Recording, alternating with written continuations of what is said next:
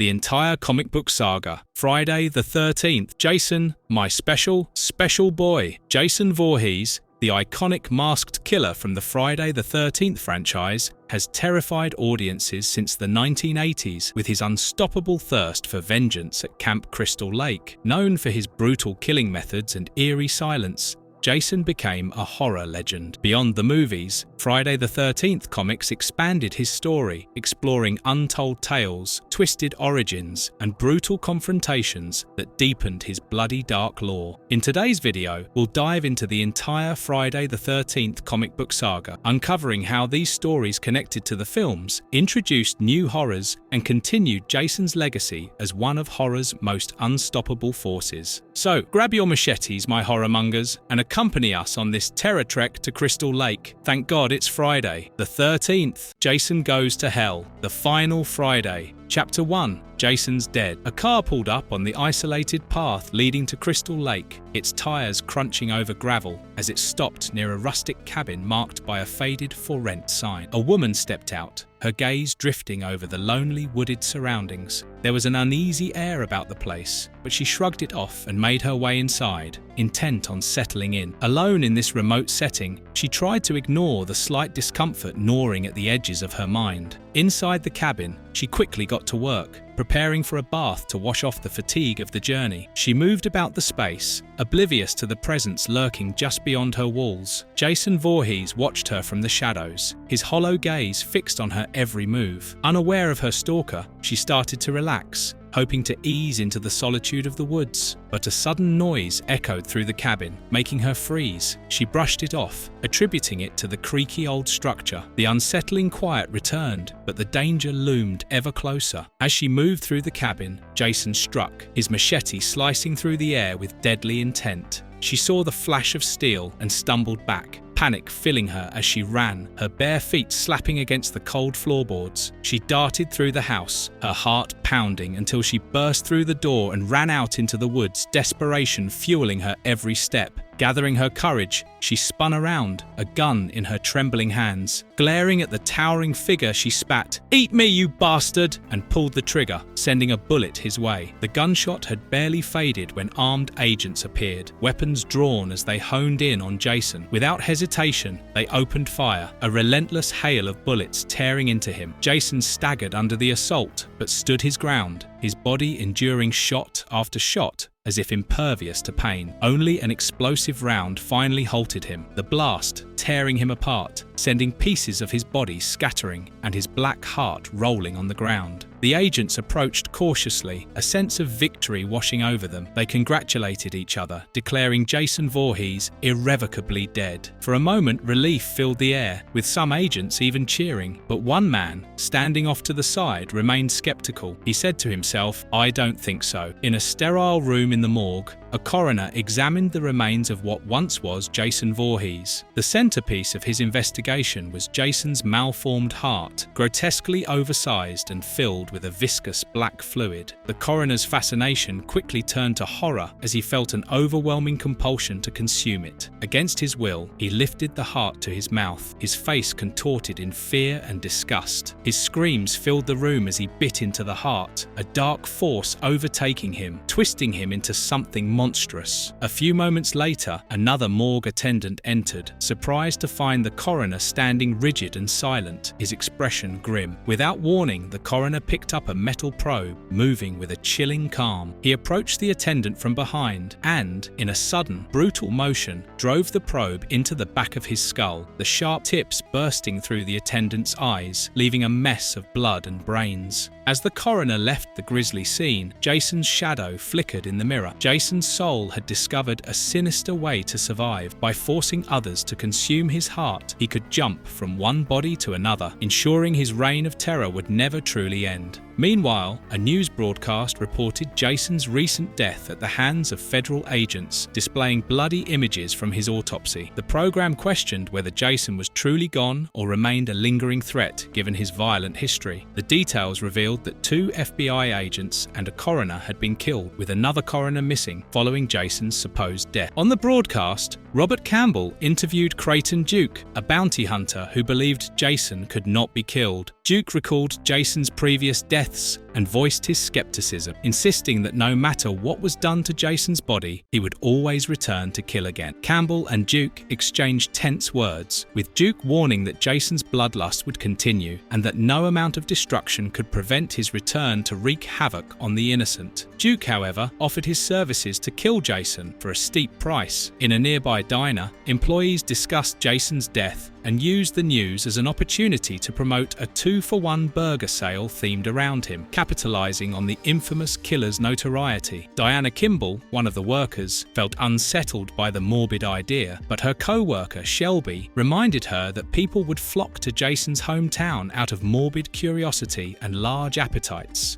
Among the customers were 3 policemen who commented on the themed burgers while discussing their personal lives and relationships. Sheriff Ed Landis intervened when Creighton Duke arrived at the diner, seeking out Diana. Duke warned her that Jason was not truly dead and implied that her family was at risk. The confrontation intensified as Duke refused to leave until he finished warning Diana, hinting at her connection to Jason and the danger her family faced. Sheriff Landis grew increasingly protective of Diana, ordering Duke to leave. Duke, however, taunted the sheriff and made veiled threats about his intentions. Diana resisted, unwilling to engage with his ominous claims, until Sheriff Landis finally arrested Duke and escorted him out of the diner, hoping to put an end to the unsettling scene. Later, Stephen, who also worked at the diner, approached Diana, concerned about the interaction with Duke. Diana confided in him, expressing her frustration and fear. They discussed her daughter Jessica and the complex family dynamics, with Stephen, Jessica's ex-boyfriend, emphasizing his desire to be there for both of them. Diana appreciated Stephen's support, though Duke's warnings still weighed on her mind.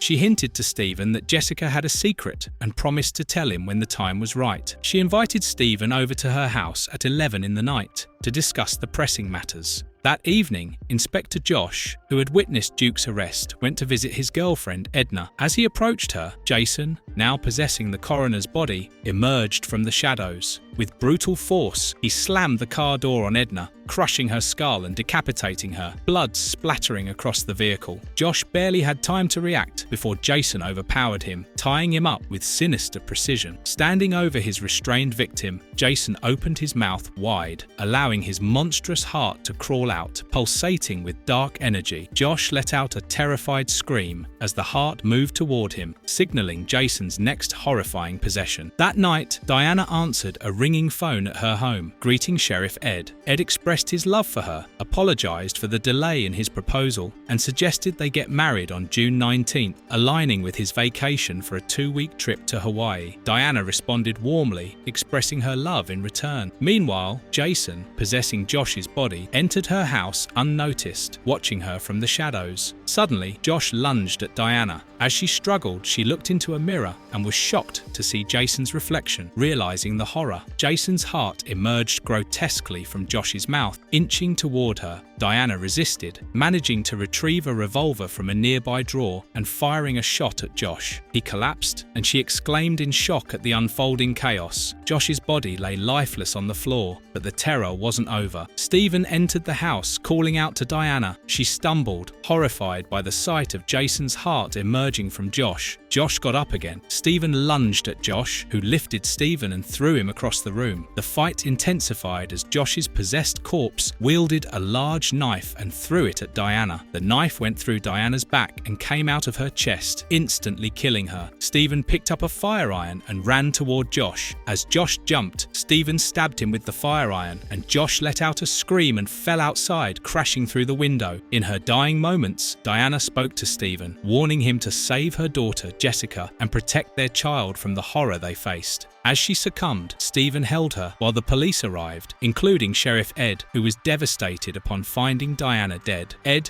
grief-stricken, held Diana in disbelief. Stephen, shocked, insisted that Josh had been dead and had somehow returned. Sheriff Ed, unable to process the surreal events, held Stephen at gunpoint, doubting his account and the bizarre nature of what they had just witnessed.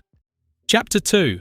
Call of the Bloodline. In the interrogation room, Sheriff Ed stormed out, telling Stephen he'd be back later. Another officer, Randy, stayed behind, trying to reassure Stephen. Randy admitted he didn't believe Stephen had murdered Diana, even though the sheriff was convinced of it. Stephen pleaded with Randy, who responded by saying he'd try to find Josh and straighten everything out. Meanwhile, Jessica arrived at her house, where her friend Vicky was cleaning up. They embraced, and Vicky noticed Jessica's baby, Stephanie, who had Stephen's eyes. Vicky questioned why Jessica hadn't told her about Stephanie sooner. Jessica explained she hadn't planned to return so soon, making it hard to tell everyone. Vicky hinted there was something she needed to tell Jessica about Stephen. Back at the station, another officer informed Stephen he'd have to be placed in a cell, hoping it would only be temporary until Josh could be located. Stephen, anxious, was told by the officer to keep calm or risk provoking Sheriff Ed, who was on edge. Stephen reluctantly agreed, but worried aloud about Jessica. Jessica then entered the station with her boyfriend Robert Campbell and introduced him to Sheriff Ed. Ed, wary of Robert, warned him not to exploit Diana's death for his TV show. Meanwhile, Duke was being held in another part of the station. The officers reported finding him near Diana's body, which was now missing. The sheriff angrily demanded to know what Duke was doing there. Duke cryptically replied that the body was important and warned that its location could mean serious trouble. Jessica prepared to leave, handing her baby to her Aunt Vicky and planning a time for Vicky to pick up Stephanie later. Jessica assured her that everything would be all right. Sheriff Ed told his officers that the situation was taken care of, clearly indicating he had plans in motion. In his cell, Stephen encountered Duke, who taunted him, knowing he was accused of Diana's murder. Duke revealed that it was Jason who killed Diana, moving between bodies. He offered Stephen crucial information, but demanded payment, a hand. Reluctantly, Stephen agreed, and Duke painfully crushed Stephen's fingers as a price. Duke then explained that only Jessica could destroy Jason, as she was Jason's last bloodline. He warned that Jason would be seeking Jessica to be reborn. Stephen, determined, pressed for more details, despite the pain. Duke elaborated that Jason's body had been destroyed by the FBI, and now he needed a new vessel. Jason would continue switching bodies until he could be reborn through Jessica. Duke cryptically advised Stephen to find Jessica at the Voorhees house if he wanted to save her and their child. Meanwhile, Vicky and David were at home. They shared a tender moment, with David playfully asking about the baby and showing affection. Vicky left for work with the baby. Back at the jail, Stephen's fingers throbbed in pain from Duke's hold. As Officer Randy checked on him, Stephen took the opportunity to knock him out and took his keys. He unlocked his cell and considered freeing Duke, who mocked him for even contemplating it. Duke asserted he'd escape on his own when ready, leaving Stephen to his own devices as Stephen slipped out, determined to find Jessica and stop Jason. David stood in front of the bathroom mirror, sensing something was wrong. He muttered, "Shit," and turned towards the splashing sounds, assuming it was Vicky. As he leaned closer to the sink, Josh appeared silently behind him. David tried to react, but Josh seized his head and brutally slammed his face into the sink repeatedly, crushing it with brutal force. Blood pooled around David as he collapsed to the floor, lifeless. At the diner, Vicky walked in holding the baby, drawing uneasy reactions from the staff and patrons. Vicky explained that the baby belonged to Jessica and she had promised to watch her for the day. Just then, the phone rang and someone answered, hearing that Stephen Freeman had escaped and was armed. The staff reluctantly allowed the baby to stay, advising Vicky to keep her in the storeroom. In the storeroom, Stephen quietly approached the baby, gazing at her with a mixture of affection and relief. Stephen expressed his love and care, treasuring the brief calm with his child. Ward, seeing Stephen with the baby, approached and listened as Stephen explained that Jessica had broken out of prison to protect their child, and he was there to help. Understanding the urgency, Ward handed Stephen the keys to his car, urging him, "Take my car and get out." He told Stephen to leave the car somewhere safe when he was done and mail him the address. Arriving at Jessica's house, Stephen stealthily made his way inside and overheard Jessica's boyfriend Robert speaking on the phone. Robert sounded irritated as he discussed Jessica's family history, describing it as twisted and full of great stuff, perfect for their story. With a tone of amusement, he mentioned that Jessica's mother's corpse had been stolen from the morgue, treating the macabre detail as an exploitative story element. As Robert ended the call, Josh Josh appeared silently behind him. Robert turned, startled, but had no time to react as Josh attacked him brutally, shoving him against a table. With overpowering strength, Josh subdued him, marking his violent return with unrestrained aggression. Searching through the house, Stephen opened a door and was horrified as Stephanie's corpse fell out, landing heavily onto him. He staggered back, shocked at the ghastly sight, and realized that the horror he had feared had found him here. Josh, holding Jason Voorhees' still beating heart, pressed it into Robert's chest in a grotesque transfer. Robert's body convulsed as the heart took hold, while Josh's own form began to dissolve, his body melting away in a gruesome sacrifice to resurrect Jason's essence within Robert. Meanwhile, Jessica, taking a shower, heard strange noises. She called out, "Robert, that's not funny," and growing concerned, stepped out and went downstairs to investigate. Clad only in a shirt, she searched the house, eventually making her way into the garage, hoping to find Robert. But as Jessica turned, she was horrified to see Robert, now possessed by Jason's murderous essence, attacking her. He attempted to forcefully transfer the heart into her, grabbing her with terrifying strength. Just then, Stephen burst onto the scene, punching Robert and breaking his grip on Jessica. "Run!" he shouted, pulling her to safety. They hurried towards car, with Stephen practically carrying Jessica as she stumbled along, desperate to escape Robert's relentless pursuit. Once in the car, Jessica, shaken and confused, demanded, "What is going on?" Stephen, focused, urged her to stay calm. As they sped away, Robert, fully possessed and relentless, smashed through the car window, reaching in to strangle Stephen. Stephen accelerated, swerving the car wildly to dislodge Robert, who clung desperately to the vehicle. Robert lost his hold and fell, rolling on the ground as Stephen sped away. Robert stood in front of their car, blocking their escape.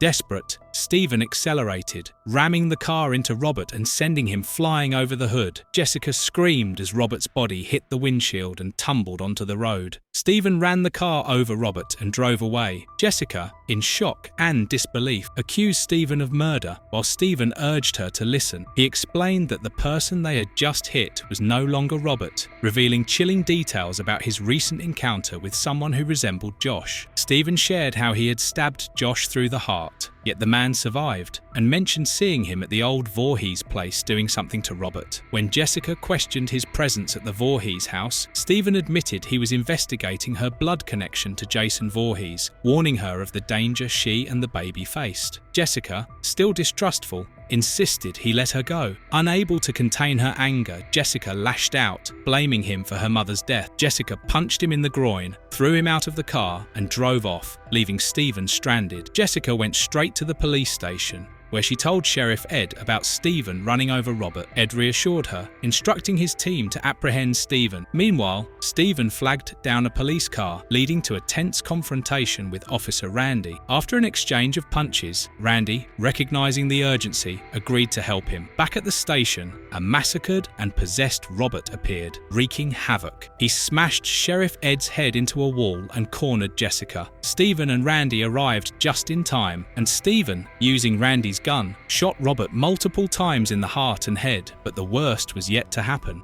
Chapter 3: The Hell and Beyond. Jessica and Stephen rushed out of the diner, determined to rescue their baby Stephanie. Meanwhile, 2 policemen arrived to collect Robert's body. However, Robert, reanimated and possessed, suddenly came to life. With a terrifying burst of strength, he grabbed both officers, smashing their heads together with brutal force, killing them instantly. With his path now clear, Robert began his relentless pursuit of Jessica and Stephen, driven by Jason's soul. Inside the station, Creighton Duke seized an opportunity of his own. Locked in a cell, he saw a chance to escape and took it. Injuring a policeman to create his opening, Duke moved quickly, aware that time was against him and that he needed to act before it was too late. Back at the diner, Joey B took matters into her own hands, determined to stop Jessica and Stephen from taking the baby. Pointing a gun at them, she shouted, "Hold it right there, don't move a muscle, either of you." She then instructed Pookie to call the station, hoping for reinforcement. As the situation intensified, Joey handed her son, Ward, a gun, telling him,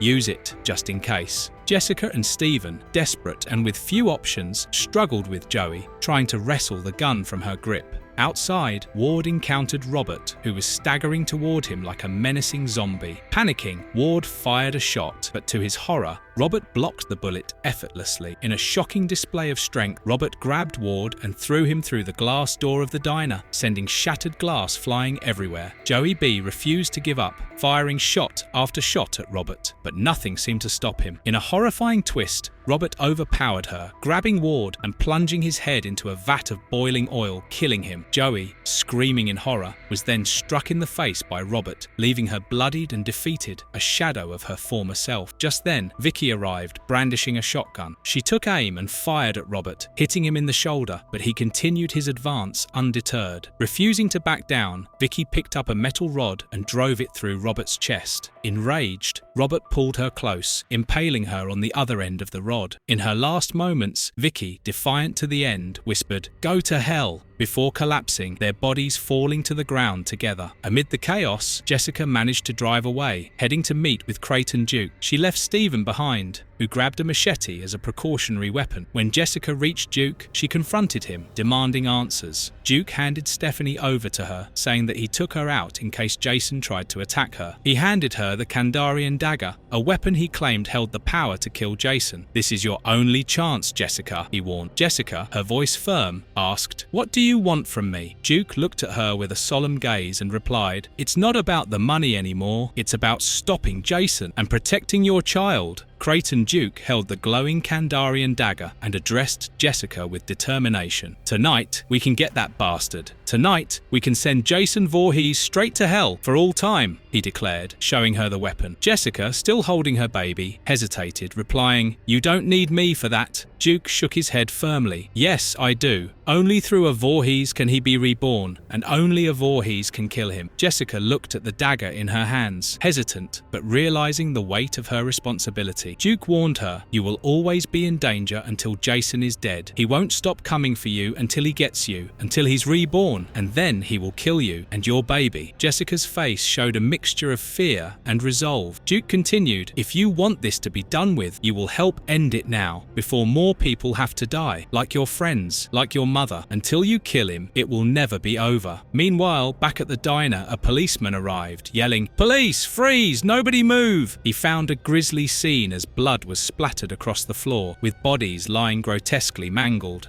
Slowly, Robert's body rose up behind him, and Jason's heart came out of his mouth. The officer, shocked by the horror, could only exclaim, "Holy shit." Jessica and Duke then heard a loud crash. She murmured, "That'll be Stephen." Duke, however, cautioned her, "Jason will have jumped into a new body by now. You can't trust anyone." Jessica refused to believe it could be Stephen, but as they turned toward the noise, Duke fell down through the floor and impaled his leg on a wooden stake. Sheriff Ed arrived at the door, calling out, "Jessica!" Duke, sprawled on the floor, urged Jessica, "Kill him!" Jessica held the dagger defensively. She questioned, "Ed, is it really you? I thought you were dead." Duke, still on the ground, urged Jessica, "For Christ's sake, kill him!" At the same moment, Officer Randy appeared, and Jessica could not understand who was actually possessed. Jessica panicked, unsure what to do, and asked Duke desperately, "What should I do?" Duke shouted, "Kill both of them." Ed, however, tried to reason with her, asking her to hand over the knife. At that moment,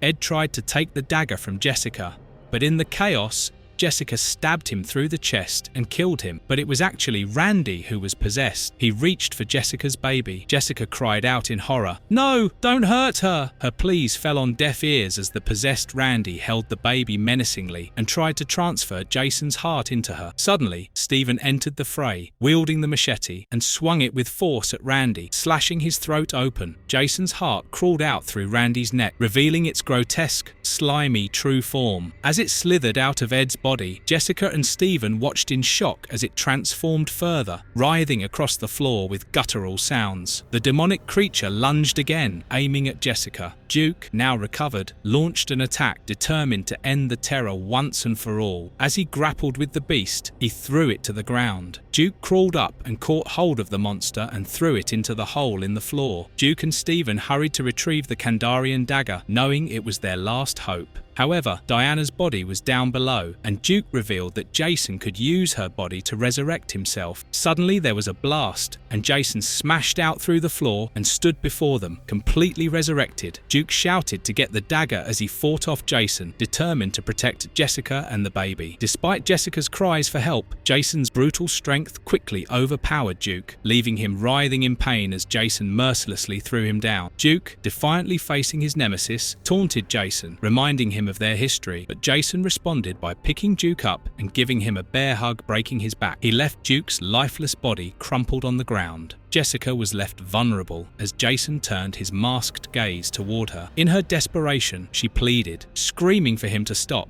Just then, Steven intervened, tackling Jason and commanding him to back off from Jessica and the baby. The force of their struggle sent both Steven and Jason crashing through a nearby window, glass shattering around them. Steven fought valiantly against Jason, landing punches, but Jason's resilience was unwavering. Jason struck back with brutal blows, hurling Steven aside effortlessly. As Steven lay on the ground, Jason loomed over him, preparing to finish the fight. But Jessica, driven by sheer determination, grabbed the Kandarian dagger and plunged it into Jason's chest, her face filled with resolve as she yelled, "Gotcha!" A surge of power erupted from Jason as the dagger did its work, causing him to stagger and emit a monstrous scream. In one last attempt, Steven confronted Jason, calling him a monster and delivering a powerful kick to knock him back. The attack sent Jason reeling towards a portal opening from the ground, the forces of hell reclaiming him. As he was dragged down, his mask and grotesque face displayed agony, with Jason's voice echoing a final, tortured scream. Desperate, Jason clawed to escape, but the portal's demonic arms held him tight, dragging him under. With one final, nightmarish grip, his head was consumed by the swirling earth, and the ground settled, leaving no trace of him but his battered mask. As the dust settled, Jessica rushed to check on Steven, who, although exhausted and hurt, managed to confirm he was okay. Their relief was short-lived as Jason's hand reached out from the ground one last time, grabbing Steven's legs in a deadly grip. Steven, in a final struggle, gripped Jessica's hand, and she pulled him to safety as Jason's hand disappeared back into the earth, his final scream fading into silence. In the aftermath, Jessica and Steven walked away together with their baby, finally free from Jason's terror. The scene shifted to Jason's mask lying abandoned in the dirt, seemingly at peace, only for Freddy Krueger's gloved hand to burst out and grab it, his sinister laughter echoing as the screen faded to black, teasing a new nightmare to come. Jason vs. Leatherface. Chapter 1. Going South. Crystal Lake was once a sanctuary of joy and serenity, where people came to bask in summer's beauty and perhaps fall in love. But that was before Jason. Now, the welcoming sign to Camp Crystal Lake tilted ominously, symbolizing the shift from innocence to horror. Jason's ghostly influence lingered over the area, marked by his hockey mask, and the lake now bore the scars of his hatred. What was once a haven had become a place of fear, abandoned by campers and overtaken by industry, with pollution from a factory corrupting the once pristine waters. Beneath the lake's surface, Jason lay bound in chains, trapped but far from dead. He sensed life above him, the people who continued to live and love while he waited in the shadows. Memories of him had been buried, his name spoken only in fearful whispers. Though he had been submerged for years, possibly even decades, time meant nothing to him. All that fueled him was a relentless desire for vengeance against those who dared to embrace life. Jason's outstretched hand reached toward the surface, his hatred and patience fortified by the promise of revenge. His dormant period seemed to be ending, signaling that he would rise again, bringing a new wave of horror with him. Meanwhile, in a corporate office,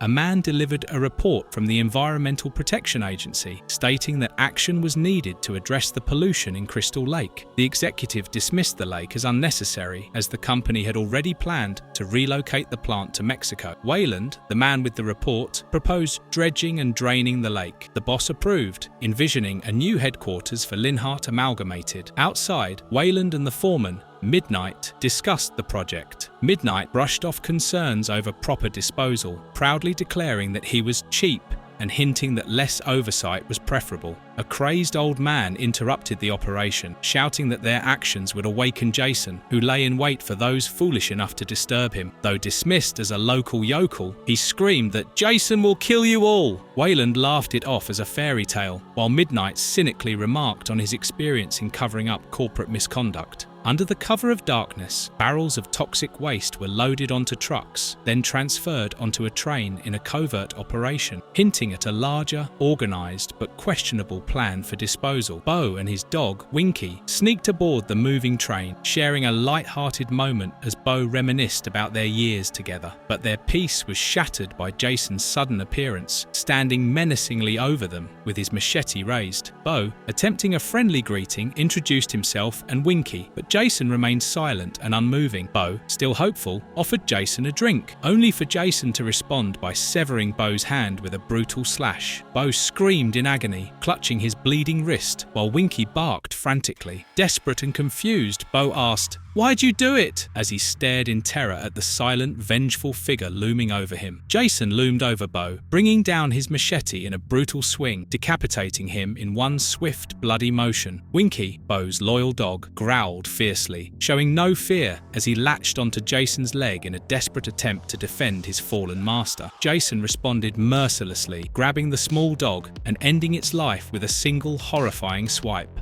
Meanwhile, in a train car, two workers passed the time by playing cards. One of them, named Kelly, mentioned that it might be time to check on the boxcars. His companion, unfazed, continued playing, arguing that all they were transporting was dirt meant for a landfill in New Mexico. "A few miles wouldn't hurt," he jested. Just then, Jason burst into the car, catching them off guard. Chaos ensued as the men panicked at his sudden, ominous presence. One of the men attempted to stand up to Jason, but it was futile. Jason overpowered him, snapping his neck with disturbing ease. The other worker, frozen in fear, tried to make sense of the carnage unfolding before him. Jason's deadly silence and unstoppable rage made their resistance meaningless. In a swift, relentless move, Jason drove his machete into the remaining worker, killing him instantly. In the train's control room, the engineer, oblivious to the massacre happening behind him, noticed something wrong on the monitors. Before he could react, Jason attacked him too, killing him with ruthless efficiency and taking control of the train. The train lurched forward, speeding out of control, its heavy cargo of toxic waste barreling along the tracks toward an inevitable disaster.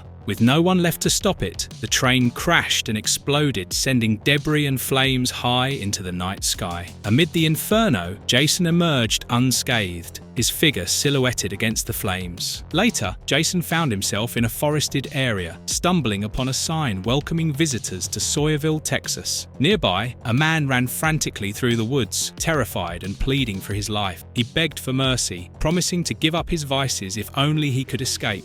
His desperate flight led him straight to Jason, whom he mistook for a savior. But Jason showed no mercy, and the man's cries for help quickly turned into hopeless terror as he realized his fate. As the man pleaded, Leatherface appeared, roaring with glee at the prospect of a new victim. Holding a chainsaw, he threatened to tear through both the stranger and Jason, challenging Jason with brutal, mocking energy. The ensuing fight was a clash of titans, with Jason's silent fury meeting Leatherface's chaotic violence in a horrific struggle for dominance, chainsaw and machete clashing in the moonlit forest. The night echoed with the revving of Leatherface's chainsaw and Jason's machete, each refusing to yield. Jason's attack shorted out Leatherface's chainsaw. Jason, towering over a terrified man, prepared to strike with his machete. The man, panicked, screamed, "No!" Leatherface watched in surprise and rage as Jason took his kill. Despite the man's desperate cries, Jason slashed him without hesitation, severing his head. Leatherface, visibly upset, clutched his chainsaw tightly, resentful of Jason's interference. Hitchhiker arrived, grinning, and introduced himself to Jason. Despite Leatherface's anger, Hitchhiker seemed amused, welcoming Jason into their twisted world. He dismissed Leatherface's frustration, explaining Jason's action as nothing personal. Hitchhiker even presented the decapitated head of the recent victim to Jason, calling it head cheese, and laughing about it. He acknowledged they don't get many visitors anymore, so Jason's arrival was a treat. However, the narrator notes that while Jason felt a range of emotions, they were foreign to him, neither hate nor anger, but a confusing mix he couldn't entirely process. Hitchhiker led Jason to their home, announcing his arrival with enthusiasm. Inside, they met the cook,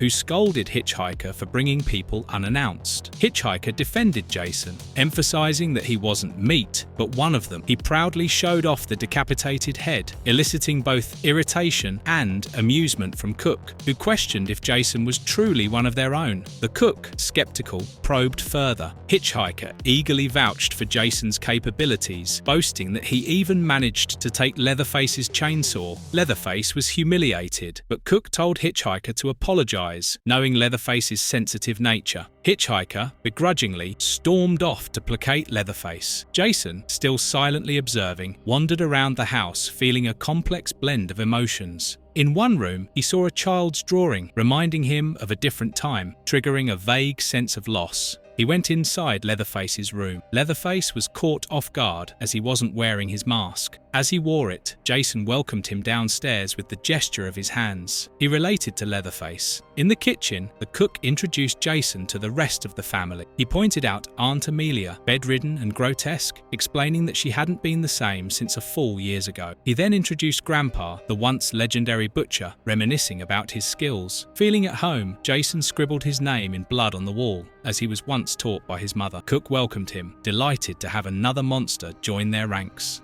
Chapter 2. Home for the Holidays. Jason recalled a haunting memory of struggling in deep water. From the shore, the lake had seemed inviting, but as he ventured in, he found it much deeper and darker than expected. Despite the camp counselor's attempts to teach him to swim, he had never really gotten the hang of it. Realizing his mistake, he regretted going in alone without a buddy, as the counselors had always advised. Desperately, he called out, wondering why no one, especially the counselors, was coming to save him. As he sank further, feeling helpless, he murmured, "Mummy." Jason was roused from sleep by Cook. Cook, clearly irritated that Jason hadn't responded earlier, ordered him to get up and come down for breakfast. After a tense moment, Jason rose and headed downstairs, joining the family at the breakfast table. The family members exchanged crude banter, while Cook cheerfully presented a dish he called scrambled brains. During breakfast, Cook remarked on Jason's lack of appetite, mockingly suggesting, "What's the matter, Jason? Ain't you hungry? Didn't touch a thing on your plate last night. Maybe you're one of them vegetarians." Hitchhiker, sitting nearby, scowled and snapped back, "Lay off, Cook. Jason don't gotta eat your nasty cooking if he don't want to." Cook's face twisted in anger as he warned, "Don't you get smart with me, boy. What I say goes in this house." Hitchhiker rolled his eyes and muttered an insult under his breath, which only angered Cook more, leading him to slap Hitchhiker across the face. Frustrated, Hitchhiker retaliated by striking Leatherface, who yelped in pain. The tension at the table escalated, creating a chaotic and hostile atmosphere as family members turned on each other over trivial matters. Jason sat quietly, observing the violent, dysfunctional dynamics within the family. Later, Cook decided to give Jason a tour of the house, leading him through rooms filled with gruesome sights, bodies strewn about, bloodstains smeared on walls, and dismembered limbs scattered. Cook, showing pride in the setup, pointed out various areas dedicated to butchering, explaining that, although it might not be the fanciest place, it was homey and well suited for their family business. Jason watched in silence, disturbed by the grotesque surroundings. The horrific scene triggered memories of his own father's abuse, reminding him of the times he was helplessly subjected to violence. During the tour, Cook shared his dreams with Jason, revealing his aspiration of opening a fine dining restaurant someday. He described a vision of an upscale establishment with a classy ambience, far removed from the brutal life he currently led. Cook confided in Jason, saying, "You're different, boy. I feel like I can talk to you, not like them damn fool Peckerwoods." In his own twisted way, he felt a strange connection with Jason, imagining a future where he could leave behind this crude life for something more refined. Hitchhiker then introduced Jason to his dog, Sparky. With a crooked grin, he affectionately called Sparky the bravest damn dog, recalling with pride an incident where he had held a gun to the dog's head and Sparky didn't flinch. Hitchhiker reminisced, "Hell, I still get all misty-eyed just thinking about it." Soon after, he was called back inside, grumbling about his responsibilities but ultimately obeying. Meanwhile, a couple named Ethel and her husband drove down a remote road, arguing over the husband's decision to take a short shortcut that had left them nearly out of gas. Spotting a sign for Slaughter's Last Chance Gas and BBQ, they decided to stop there, hoping to refuel. As they pulled in, the husband requested a fill-up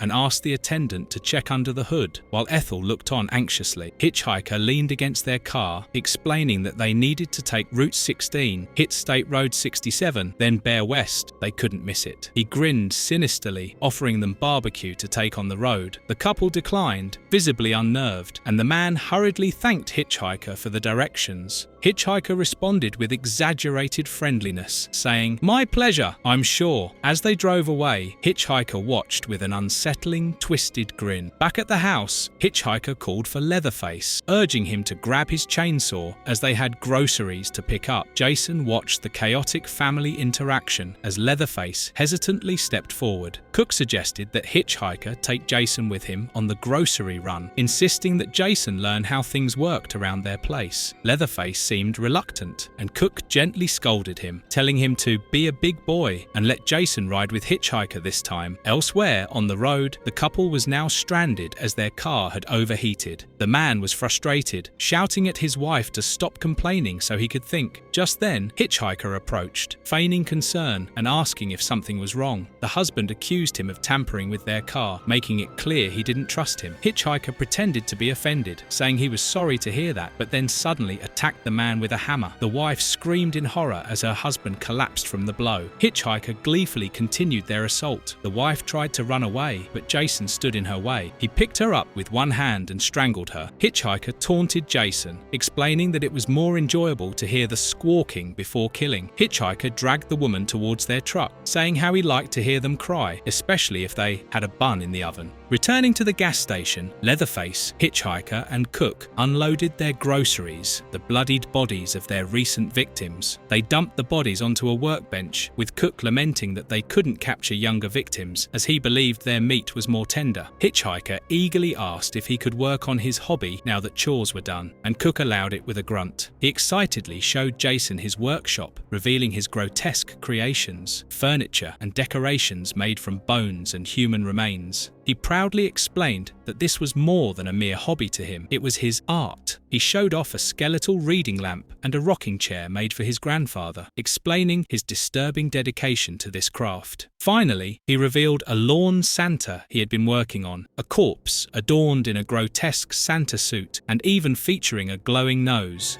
Hitchhiker took great pride in this twisted creation, showing off the macabre details. However, Leatherface accidentally fell and broke one of them, angering Hitchhiker, who berated him for clumsiness and slapped him across the face. Leatherface tried to apologize, but Hitchhiker, still furious, continued to hit him. Seeing this, Jason's memories of his abusive father resurfaced, recalling the man's verbal and physical assaults as he chased young Jason down a dark hallway, wielding a wrench. His father's taunts, calling him a freak, were vivid and painful until Jason's mother appeared to protect him, weapon in hand. This flashback underscored the trauma Jason endured. Rooted in his violent family history, Jason confronted Hitchhiker, delivering a powerful blow that sent him sprawling. Hitchhiker, bloodied but defiant, taunted Jason, stabbing his own hand to show he felt no pain, claiming to be invincible. Leatherface watched anxiously as Hitchhiker mocked Jason further, daring him to prove his strength. In response, Jason struck him with a wrench, knocking him down. Leatherface intervened, preventing Jason from hurting his family. Hitchhiker, humiliated, taunted Leatherface, calling him a retard, which visibly hurt him, leading Leatherface to leave in shame. Jason then roamed the house, his mind drifting back to his simpler days at Camp Crystal Lake, before emotions clouded his thoughts. Cook approached Jason upstairs, apologizing for Hitchhiker's behavior and sharing a family portrait. He reflected on his promise to his late sister Velma to care for her sons, Hitchhiker and Leatherface. Then Cook asked Jason to help bring the grandparents to dinner.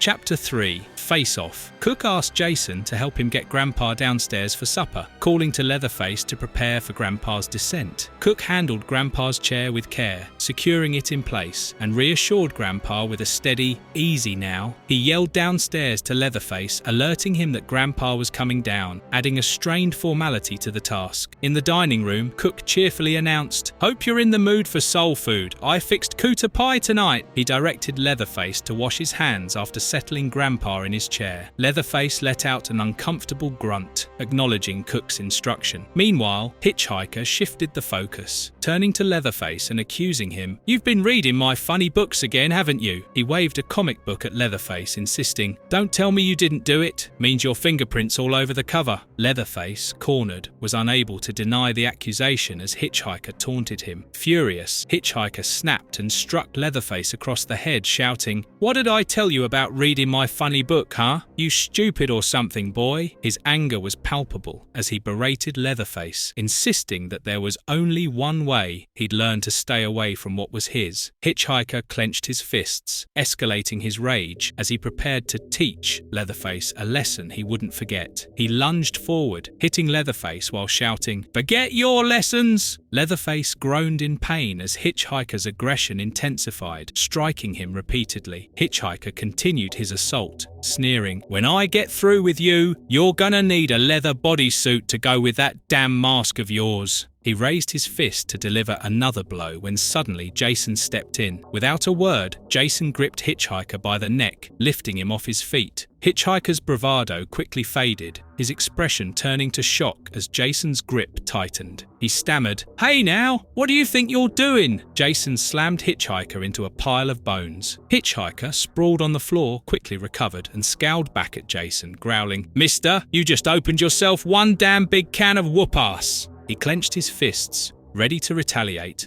when Cook interrupted from the background, shouting, "Hitch, not at the dinner table!" Despite Cook's command, Hitchhiker remained defiant, rising to his feet and sneering at Jason, taunting him with, "How do you like that, hockey head?" Hitchhiker's taunt only fueled the tension as Leatherface, now holding his chainsaw, stood ready to back up his brother. Encouraged by Hitchhiker's jibes, Leatherface revved the chainsaw, the noise filling the room as Hitchhiker goaded him on. "Get him, Leatherface! Get that sumbitch!" Leatherface's hesitation vanished as he raised the chainsaw, his expression twisted with grim determination. Cook, observing the chaos unfold, shouted at Leatherface to stop, trying to control the mayhem that had erupted. Hitchhiker, ignoring Cook's plea, egged on Leatherface, laughing and reveling in the fight. Jason, standing silent but resolute, braced himself as Leatherface moved closer, the chainsaw roaring. The tension in the room reached a boiling point, each character locked in a deadly standoff, their twisted loyalties and animosities laid bare. Leatherface advanced with the chainsaw, swinging it toward Jason and slashed his shoulder. Jason, who had finally found someone who could relate to him, was now confronted with betrayal as Leatherface and his family attacked him. For Jason, it was a reminder that any connection to a twisted sense of love or family could only lead to more violence. A brutal fight ensued, with Jason wielding his machete while Leatherface brought out his chainsaw, the sound of the saw filling the room as they clashed. Jason showed resilience, blocking Leatherface's chainsaw with his machete, enduring every violent assault thrown his way. Hitchhiker jumped on Jason and hammered out his brains. Jason was eventually overpowered, falling to the ground as Leatherface's family gathered around him. Hitchhiker taunted him, questioning his toughness and taking pleasure in Jason's seemingly inevitable defeat. Once Jason lay motionless, the family debated over his fate, with some suggesting he might still be alive due to his resilience. They decided to dispose of his body properly, respecting his strength, as they prepared him for a brutal send-off, recalling past family traditions of dealing with their victims. Cook ordered Hitchhiker and Leatherface to get Jason's body ready, making sure they didn't lollygag. Hitchhiker took the opportunity to insult Jason, advising tearing off his mask before heading outside for the final preparations. But then, he dropped the plan as he thought that the mask had grown over Jason's face. As night fell, the family carried Jason's body toward the water. Hitchhiker, despite Cook's disdain, sarcastically suggested that Jason could still be used for jerky, though Cook dismissed the idea. Leatherface, solemn and perhaps conflicted, watched silently. With no fanfare, they dumped Jason's body into the lake, Hitchhiker adding a final insult. "Yeah, rot in hell, dickweed!" Cook, irritated, scolded him for being uncouth. Before leaving, Leatherface dropped a rose in the water as a goodbye to the person who was just like him. In the water, Jason found comfort in the predictability of his surroundings. The scene reminded him of the bedtime stories his mother used to tell him, stories that always ended with a sense of closure. Emerging from the water, Jason felt a sense of resolve. The eerie familiarity of the pond brought him back to his own brutal sense of peace. As Jason emerged onto the shore, he left the family behind, seeking his own path.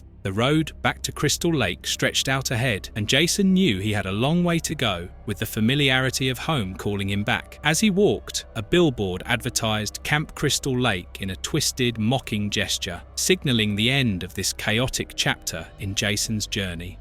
Friday the 13th special. It was Friday, May 13th. A van parked by the side of a forested road. Inside, two young adults, Pam and Mike, shared a flirtatious moment. Pam asked if Mike heard something outside, but he brushed it off, saying he was getting his groove on. Despite her initial worry, Pam got caught up in the moment, focusing on Mike as he reassured her with a smile. She playfully teased him, calling his choice of words "so 80s." Then leaned in, clearly ready to take things further. Outside, a mysterious figure stepped onto the forest floor, marking his presence ominously. Elsewhere in the woods, two military men, Joe and Al, were on patrol, exchanging tense words. Al complained about the thunder making it hard to hear, and Joe dismissed the mission's importance, referring to it as a neutralize an escaped mental patient story. He was indifferent about the job as long as it paid. Suddenly, before he could finish speaking, a machete brutally sliced through Joe, leaving Al horrified as he watched his partner's violent demise. Jason had come to spread carnage. Al panicked, desperately trying to call for help over the radio. He confirmed Joe's death, but his report was cut short when Jason attacked him, severing his head with a brutal punch. The radio crackled as base camp responded, promising reinforcements, but it was already too late. A shadow loomed over Al's lifeless body, and the attacker, revealed to be Jason Voorhees, stood tall, covered in blood, his machete dripping. Recon teams scrambled to respond as Jason continued his killing spree. With each attempted radio call, they lost another team member. Meanwhile, Pam, in the van, sensed something off, but Mike dismissed her concerns, saying it was just the weather and the legend of Camp Blood spooking her. She admitted her fear, but Mike tried to assure her that there was no real threat, coaxing her back into a playful mood. 2 months ago, a man named Damon expressed frustration about the repeated destruction at the Lake Crystal property. He discussed the strange history of the site with Laura and another man, debating the supernatural legends of Jason Voorhees haunting the area. Damon's father had warned them to avoid the land, calling it poison, but Damon ignored the advice, now realizing it might cost them everything. He lamented that disregarding his father's caution could lead to financial ruin. Two soldiers stumbled upon the remains of Joe and Al. Horrified, Ken called for caution, acknowledging the rumors of Jason's supernatural resilience. His partner attempted to reassure him, saying faith would protect them, but his words were cut off as Jason appeared in the background. The tension was high, each soldier struggling to rationalize the horrific scene before them. As the soldiers attempted to flee, Jason struck again. He punched a hole in him through his back and tore out his heart through the front of his chest. The other soldier tried to report the situation back to base, stating that recon teams 3, 4 and 6 had all fallen. He called for backup and threw a hand grenade at Jason. As the grenade detonated, Jason's body was thrown sky high. Back in the van, Pam remained uneasy, urging Mike to listen to the strange noises outside. She heard the thunder, but the ominous sense of something more lingered. In a mix of dread and defiance, she tried to shake off her fear, attempting to refocus on Mike as he teased her, trying to distract her with playful flirtation. However, the impending threat loomed just outside. A helicopter hovered above, coordinating the search for Jason. Recon 5 reported that they believed the target had been neutralized, but when asked to confirm the kill, the response was filled with uncertainty. The presence of the helicopter and military forces emphasized the gravity of the threat Jason posed, even to trained soldiers. But then, Jason stood up, covered in blood and with grenade holes in his body, dripping blood and guts. Within moments, Jason began to heal almost instantly from the injuries, and his wounds started to close up. The soldier Ken was singled out by Jason. He caught hold of Ken's gun and yanked it so hard that the rope cut through and decapitated Ken's body. The others from the helicopter kept calling out for Ken until they realized that it was too late. 1 month prior, Laura, visibly frustrated, instructed Blake to assemble a team of soldiers to eliminate that monster, Jason Voorhees, at any cost. Blake attempted to calm her down, suggesting that he would need to devise a believable cover story to recruit the men, as most wouldn't buy into a supernatural killer story. Just then, Damon arrived, questioning Blake's presence and sarcastically commenting on their plan to fix the lake crystal problem. Laura, resolute, emphasized the need to distance themselves from the property's deadly history, mentioning how her father had tried to create a family-friendly camp there, but had only faced destruction. As Laura recalled her father's failed dream, a melancholy overtook her as she watched the bottle she held drift away in the pool. She thought about Jason's origin. In a flashback, a lifeguard's negligence was implied in Jason's childhood drowning at Camp Crystal Lake, the event that triggered his mother's vengeful killing spree. Laura reflected on the trauma that had shaped Jason, wondering if his transformation into a relentless killer was fueled by hatred, or perhaps something inherent to the place itself. She acknowledged that as long as Jason haunted Camp Crystal Lake, the past could never truly be left behind. In the present, soldiers faced Jason in the woods. Despite their relentless gunfire, Jason withstood the bullets, barely staggering. Even with blood oozing from his bullet-riddled body, he confronted one soldier, punching him with such force that his head was driven clear through the other side. Another soldier, attempting to attack from a seesaw, was thrown skyward when Jason punched the opposite end, sending him flying into the air. Meanwhile, Pam and Mike remained in their van, oblivious to the unfolding massacre. Sensing something amiss, Pam asked Mike if he heard anything outside. Mike shrugged off her concerns, focusing on their intimate moment and assuring her there was nothing to worry about. Just then, the soldier who had been thrown into the air crashed onto their windshield in a bloody heap.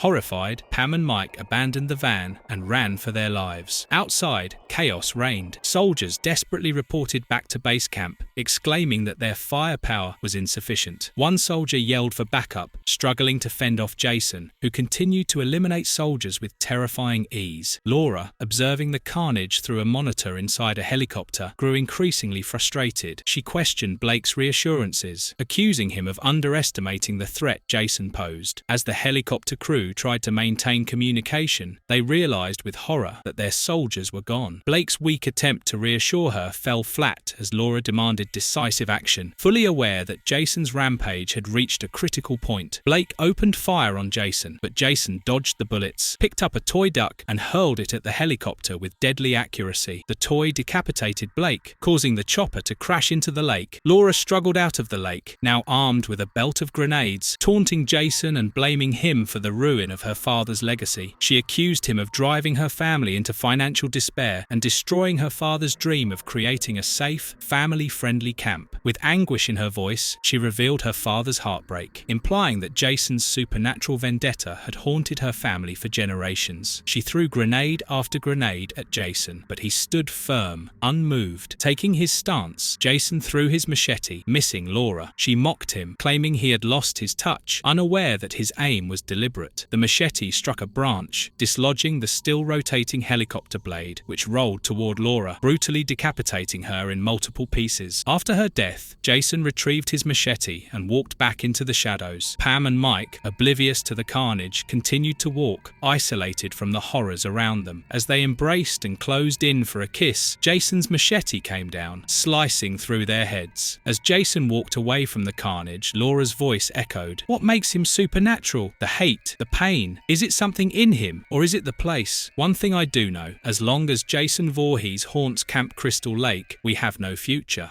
Friday, the 13th, Bloodbath. Chapter 1, A Slasher in the Mist. The story opened near Crystal Lake, where a lone deer wandered cautiously through the misty forest. Sensing danger, it froze as Jason Voorhees appeared among the trees, masked and holding his blood-stained machete, an embodiment of silent menace. The scene then shifted to a couple, Randy and Diane, sitting in a truck, exchanging flirtatious banter. Their playful moment was abruptly interrupted by Jason's sudden appearance in front of their vehicle. Terrified, Diane accelerated, attempting to escape, but Jason grabbed onto the truck, nearly stopping it. Randy shouted for Diane to keep driving, horrified as Jason clung on, machete raised to strike. They had the deer carcass in the back of their truck, which they shot. That was what triggered Jason. They prepared for a fight, sharing dark humor to mask their nervousness, with Randy sarcastically asking if his companion was a member of PETA. Soon enough, Jason launched his attack, and despite Randy and Diane's attempts to defend themselves with gunfire, his brutal strength quickly overpowered them. He tore through them with deadly precision, leaving a bloody trail in his wake. 6 months later, the silence around Crystal Lake was disrupted by a red van arriving at the camp, now called Camp Tomorrow. The newcomers, Rich and Violet, commented on the eerie quietness, with Rich calling the place a dump. Violet reminded him sharply that they weren't on vacation but there to work. The group gathered, and Kevin Carney, the project manager, explained their task: rehabilitating the camp to benefit underprivileged children. Kevin outlined their responsibilities, assured them they'd be paid once the work was done, and encouraged them to enjoy the evening before starting the project. He joked about Crystal in a light-hearted moment, easing the tension. Later, in the bunkhouse, the group bantered about potential romantic interests. Rich teased Violet about her interest in a guy named Jerry, who looked like Tom Cruise, while Amber playfully claimed Ben. The conversation shifted to the spooky history of the area as one of the group members shared their research on Camp Crystal Lake's dark past. They recounted the tragic tale of Jason Voorhees, a boy who drowned while camp counselors neglected him, and how he supposedly returned from the dead to exact revenge. This eerie story unsettled the group, prompting one of them to admit, "Hey, I'm scared." Another reassured them, attempting to lighten the mood. As the night wore on, Rich, the jokester, made suggestive comments about the hot tub and alcohol, comparing their night to reality TV. The group continued to relax, unaware of the danger nearby. Kevin introduced Johnny, a slow handyman, who reassured the group about their safety, though his presence did little to calm the ominous atmosphere. Gathered around a campfire, they started a game of truth or dare. Jenna chose truth and was asked if she was gay, to which she confidently replied that she was bisexual. This encouraged others to reveal their own sexual orientations and share personal stories. The group bonded over shared backgrounds, with many revealing unstable family situations or foster care upbringings, creating a sense of camaraderie. Rich escalated the game, daring Jerry to show his junk, prompting laughter and adding to the carefree atmosphere. As they laughed and drank, they remained blissfully unaware of the lurking threat, enjoying their last moments of peace as Jason prepared to strike. One girl mentioned that they were all orphans or foster kids, to which another girl dismissed any concerns, insisting there was no death cult involved and calling Kevin, the supposed leader, a total hick. Another boy chimed in, explaining that they were probably there for the money, as that was his main motivation. The group was there to spend the night as they were paid by someone to do so. As the group relaxed, two friends enjoyed a moment, appreciating their friendship and good weed. Some of them teased each other and raced to the hot tub. One guy warned them not to stay up too late, and they casually agreed as they settled into the warm water jacuzzi. In the hot tub, one girl excused herself, saying she'd be in her tent reading, while a couple shared a passionate kiss nearby. Another boy watched from a distance, his expression somber. Around the campfire, two friends decided to go for a skinny dip in the lake, planning to meet back at midnight for a toast. Walking hand in hand, they bonded over their shared military upbringing, with one revealing she grew up in the foster care system and her foster parents were in the Marines, while the other mentioned an army background. The couple reached the lake, and one playfully gave the other a mission to secure the pretty brunette in the water. They dove in, embracing and enjoying the moment. Meanwhile, Jason, the mysterious figure in a hockey mask, observed them from the shadows. As they waded together, they reflected on their shared military backgrounds, joking about the serendipity of meeting. Moving closer, they shared an intimate moment. Lying together, the couple spoke quietly, agreeing that fall was their favorite time of year. Just as things grew passionate, Jason appeared ominously. His heavy boot slammed down with brutal force. His boot went through the man and came out of the girl's back, blood splattering everywhere. Back at the campsite, the remaining group gathered around the fire. One suggested they should get some alone time, agreeing to meet back at midnight. A girl asked about their friends Violet and Rich, who were elsewhere. Inside a nearby cabin, a couple conversed intimately, with one partner teasing the other about their interests. Outside, another girl playfully revealed a piercing to her partner, while two other friends brushed off strange noises as just the wind. As the night wore on,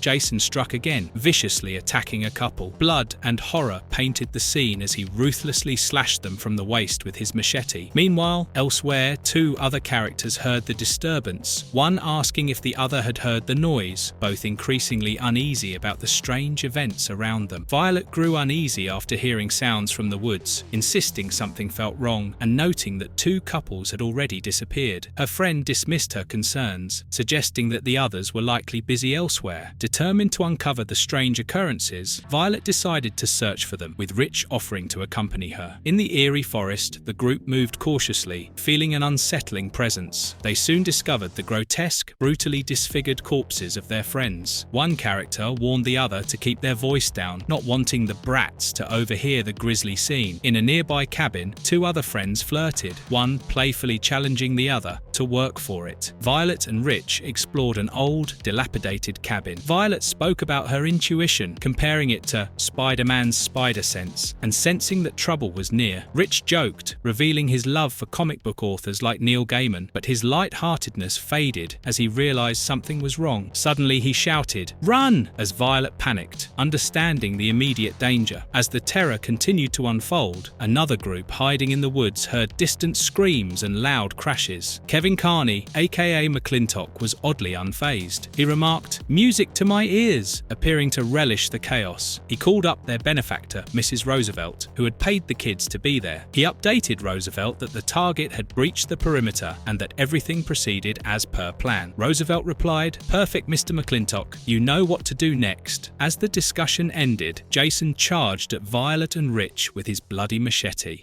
Chapter 2. Line 'em up. Violet's scream for help pierced the dark, desperate and terrified as she saw Jason Voorhees emerge. She cried out for someone to help as she and Rich ran out of the water. Rich shouted at Violet to run, but she snapped back. "What the hell do you think I'm doing, Rich?" As they stumbled through the woods, Jason's hand shot out, grabbing Violet by her hair. She screamed, "Rich, stop him, please!" Rich lunged forward and inserted the knife into Jason's groin. Jason let go of his grip. Violet fell down. She dodged Jason's machete, lifted a fork and inserted it into one of Jason's eyes and incapacitated him. Jason pulled out Rich's knife from his groin and threw it at Violet, but she dodged it. Then they fled the scene. Nearby, Dion and Kim sought refuge in a cabin. Relief flooded over them as Violet and Rich stumbled in. Violet, still catching her breath, explained that they were chased by a hockey-masked serial killer. Kim's face registered disbelief, but Rich's voice was steady, insisting, "Jason Voorhees!" The weight of the name sank in, causing a chill among the group. Dion tried to reassure everyone, suggesting there had to be a logical explanation. Rich, frustrated, insisted on the danger, emphasizing that they had just barely escaped with their lives. Kevin, with a hardened expression, insisted they go back to confront the threat. Violet, still shaken, argued against it, refusing to venture back into the woods. As they debated, Kevin firmly decided to retrieve his shotgun, preparing himself for what he hoped would be their last stand. Meanwhile, Ellie and Kim slipped away, looking to escape the chaos. Elsewhere, Ellie and Jenna found themselves deep in the woods. Jenna, playful, teased Ellie, daring her to admit she had her dead to rights. She playfully instructed Ellie to take off your top, and Ellie, defiant, finally obliged, asking, "Now what?" They leaned in, sharing a kiss, blissfully unaware of the danger lurking just beyond their vision. Watching from the shadows, Kevin's lookout stood captivated, delaying his call to the others to indulge in his voyeurism. Suddenly, a dark hand clamped over his mouth, silencing him as Jason emerged. Without warning, Jason drove his machete into the man's stomach, blood spilling in a horrifying display. The man's body convulsed as Jason's blade sliced through him, the life draining from his eyes in mere seconds. Ellie and Kim, lost in their moment, were jolted back to reality by the gruesome sight of Jason standing before them. "Good God!" Ellie gasped, her face pale as Jason closed in, holding their heads. As the shadow of death enveloped them, Ellie whispered, "Mum, I'm sorry," realizing the end was near. Blood spattered across Jason's mask as he banged both their heads together and smashed them to bits. McClintock, trying to reach his team on the radio, grew frustrated when they didn't respond. Just then, Roosevelt called to check on him. She expressed concern, reminding him of the investment at stake and warning him against failure. McClintock reassured her, promising they would capture the target before dawn. Meanwhile, Violet, Dion, and the other teens discussed the unsettling events they were experiencing. Violet raised the idea that they had been deliberately gathered there. With suspicions rising, she pointed out that they were all orphans or foster kids, questioning why they seemed hand-picked. The group began to worry that they might be part of some sinister plot. As they attempted to leave, they discovered the van's spark plugs were missing, intensifying their anxiety. McClintock reappeared and acted suspiciously, dismissing their concerns. chaos. Violet, however, pressed him, demanding to know what was happening. McClintock deflected, suggesting she was in shock. Frustrated, Violet tried to leave, only for McClintock to threaten the group with his shotgun. They managed to dodge him, and as he aimed, a loud gunshot echoed, causing them to run into the woods. While everyone scattered, Dion and Kim were brutally killed by Jason, who appeared out of the shadows and slashed them into pieces. The rest of the group, horrified, hid deeper in the woods, realizing the relentless killer was on the hunt. In the shadows, they observed strange blue lights and heard ominous sounds, trying to make sense of everything as they stumbled upon gruesome remains of Ellie and Jenna. At the same instant, McClintock's team finally spotted and surrounded Jason. Without hesitation, they opened fire, unleashing a barrage of bullets at him. Jason fell under the relentless gunfire, and two soldiers cautiously approached, assuming he was finally dead. But Jason, ever resilient, drove his machete through one soldier's head, killing him instantly. Rising again, he began slicing through the remaining soldiers, his unstoppable rage on full display. Realizing the futility of bullets, the soldiers switched tactics, spraying liquid nitrogen from all sides to freeze him. McClintock called his team to finish off Rich and Violet near the main road. Then he called Roosevelt and informed her that the target had been acquired.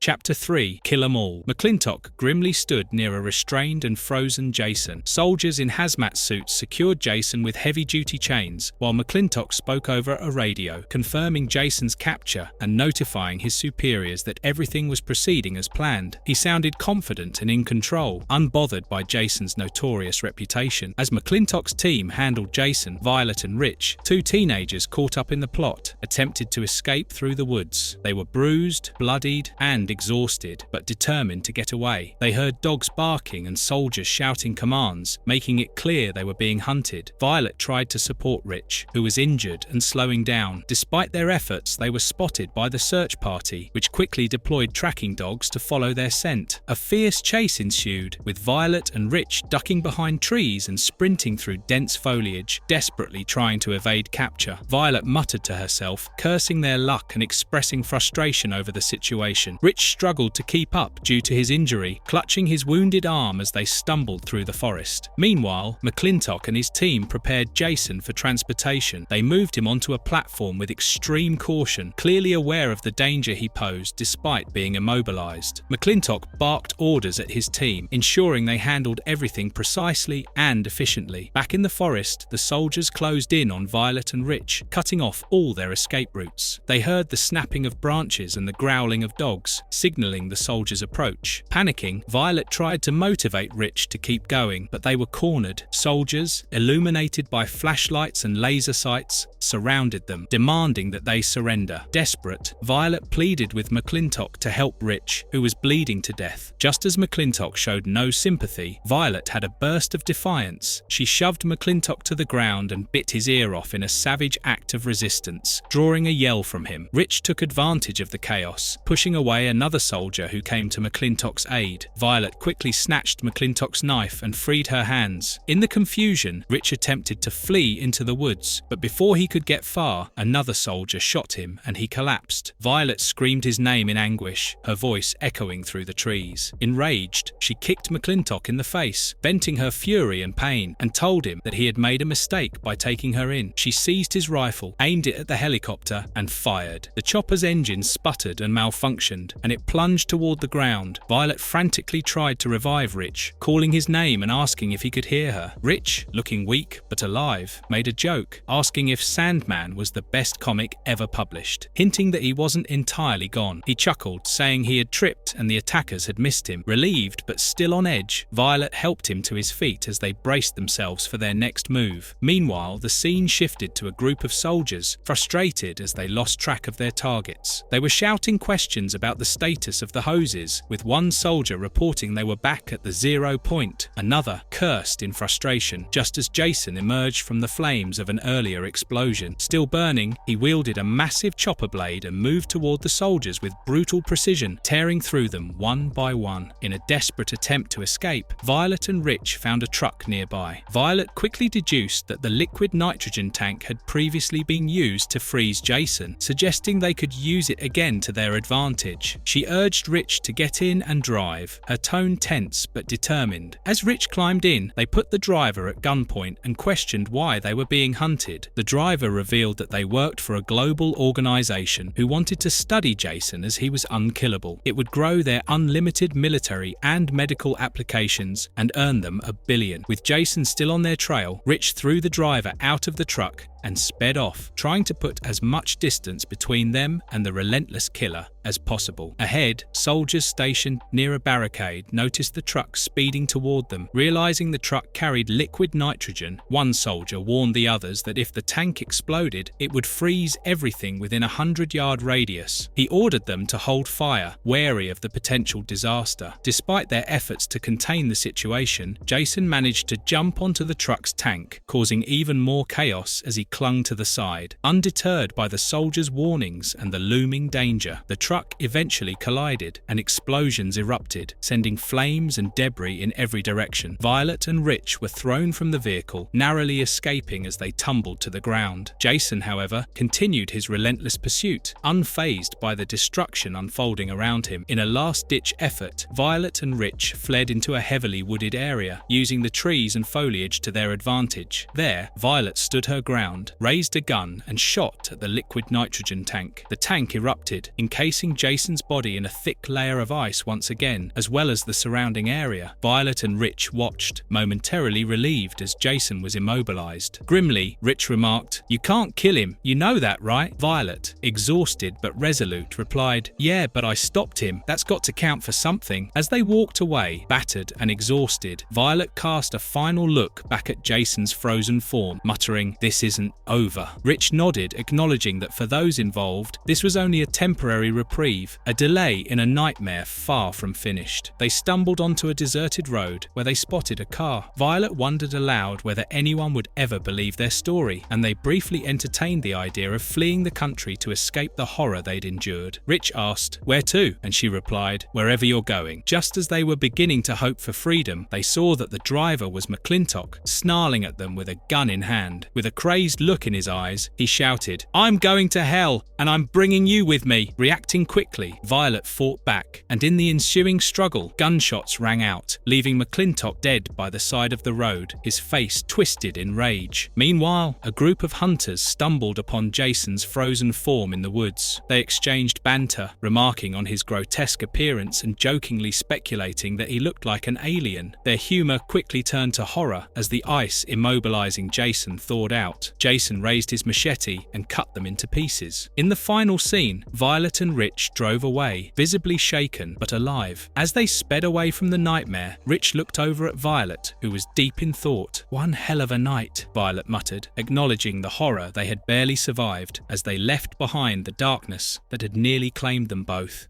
Jason X Special. In the year 2455 on Earth 2, a massive meteor hurtled through space, crashing into a forested area with a deafening explosion. Nearby, a couple witnessed the impact, startled and curious. The girl asked, "What was that?" To which the man replied, "I don't know, let's find out." As they approached the crash site, they were awestruck, recognizing the crater as an incredible scientific discovery. The girl, excited by the situation, playfully expressed her excitement, even flirting with her partner as she undressed, commenting that "science makes me horny." Her partner played along, and they embraced and started making love, unaware of the danger lurking nearby. Suddenly, from the shadows, a figure emerged. Jason X, an evolved version of the infamous killer, his armor gleaming ominously. The couple remained oblivious, lost in conversation about scientific theories. As Jason X drew closer, his silent presence unnoticed until it was too late. Jason X uprooted an entire tree and threw it at the couple and smashed them like bugs. Blood and guts splattered all over. He picked up the man's head from the ground and looked at a cabin as if he had seen someone inside. A man from inside the cabin monitoring the area reported, "Jason X has sighted me," bewildered at the sight of this monstrous figure. As he processed this terrifying revelation, Jason X threw the severed head at the cabin window. The head crashed through a window, and the man inside inside the cabin started pleading for forgiveness. Jason X threw the man outside, breaking the cabin wall. As it happened, the entire hologram malfunctioned. The cabin wasn't there. Instead, it was a science dome, and the man was a robot. Inside the robot, a countdown for self-destruction had already begun, with Jason X standing amid electrical surges rising from the robot's body. A fiery explosion followed, engulfing the facility in flames. Jason X was thrown and impaled on iron bars. Back at a command center, two women monitored the chaos. One of them, Michelle, urged her companion, Kristen, to halt her efforts, warning that her obsession with Jason X would only end in tragedy. Kristen, however, declared that their only option to save her loved ones was to study Jason X and determine what made him tick. She commanded the release of the Infantry Knights. Amid the ruins of Crystal Lake Gene Farm 5, Jason X stood in a graveyard, facing his mother's tombstone. A storm raged around him as he silently gazed at the gravestone, almost reverent in the eerie atmosphere. Suddenly, lightning struck Jason. Swarms of Infantry Knight creatures gathered around him, drawn to the electric surge. The lightning storm continued as the Infantry Knights covered every inch of his body, and then his mind faded into blackness. Later, Kristen and Michelle found themselves in a desperate situation, dealing with Jason X, now under constraints and experimentation. Kristen insisted that Jason X's regenerative abilities could be the key to their survival. Despite Michelle's skepticism and worry, Kristen remained determined, believing they couldn't be the last ones alive, and that Jason X's unkillable nature could provide a solution to their crisis. Kristen reflected on the moral compromises she had made, manipulating the crew to unknowingly return to Earth 2 under false pretenses. She confessed her guilt to Michelle, who tried to reassure her, albeit with lingering doubt. As Kristen proceeded to activate Jason X's pod, an eerie energy crackled, and Jason X began to stir. To their horror, Jason X recognized a voice he believed to be his mother's, guiding him and urging him to destroy his captors. This apparition somehow merged with the Infantry Knights and the surrounding machines, taking control of them. Under his mother's influence, the machines responded to her commands, freeing Jason X from his restraints as he wreaked havoc, annihilating everything around him. Chaos ensued as alarms blared, and Michelle and Kristen attempted to flee. They found themselves cornered by Jason X, who was unstoppable in his bloodlust. The apparition of Jason X's mother urged him to unleash his fury, reinforcing his murderous resolve. Kristen and Michelle scrambled, with Michelle sacrificing herself to hold Jason X off, allowing Kristen a momentary chance to escape. She was devastated as she watched Jason X relentlessly advance, cutting down anyone who dared confront him. While searching for Kristen, Jason X arrived in an area that looked like Crystal Lake, complete with teenagers playfully having fun. Not realizing they were actually robots, Jason X unleashed his brutality on each of them. He drove his machete through a couple, burned one alive, decapitated others with a table, and then set the entire camp ablaze, leaving no one spared in his violent rampage. In the midst of this mayhem, Kristen retrieved a tissue sample from Jason X, hoping it might help her companion Neil, who lay critically injured. She reassured him, promising a future where they could live without fear. While she implanted the tissue into Neil, she spotted Jason X advancing towards them on a monitor. She realized she had to confront him once more to protect Neil. In a tense chase, Kristen tried to evade Jason X, utilizing every corner and barricade she could find. She feigned helplessness at one point, attempting to lure Jason X into a trap, but he remained undeterred. She managed to outwit him by sealing off sections, putting him inside an escape pod, and then shooting it off into space. As she watched from a distance, she was relieved to finally be safe. In the medical bay, Neil, who had been critically injured, slowly woke up. Seeing Kristen by his side, he expressed gratitude and admiration, calling her unbelievable. Kristen tearfully told Neil that her plan had worked and they were safe. She mentioned that she might have just saved the human race. The two shared a heartfelt kiss, grateful for their survival and the hope of a future together. However, Neil suddenly began to act strangely, coughing violently. In a distorted voice, he accused Kristen of separating a mother from her child, implying that Jason X's mother's essence had somehow possessed him. The Infantry Knights emerged from his mouth and formed a machete of nanites. Kristen, horrified, tried to reason with Neil, pleading with him to fight the influence, but the entity controlling Neil declared that no one could understand or love her son like she did, and if she couldn't have him, no one else could either. Neil, under the possession, attacked Kristen, stabbing her in the abdomen. Then he slashed his own throat, killing himself. off. Both of them collapsed on the ground, bleeding painfully to death. In the aftermath, a spaceship named Fun Club flew through space, where a group of oblivious partygoers was celebrating. They excitedly opened champagne and danced, unaware that the capsule containing Jason X had docked on their ship. As they prepared to welcome their mysterious guest, Jason X emerged, ruthlessly slaughtering the partygoers as they screamed in terror. The final scene left no doubt. Jason X, unstoppable and fueled by a dark force, was ready to continue his rampage.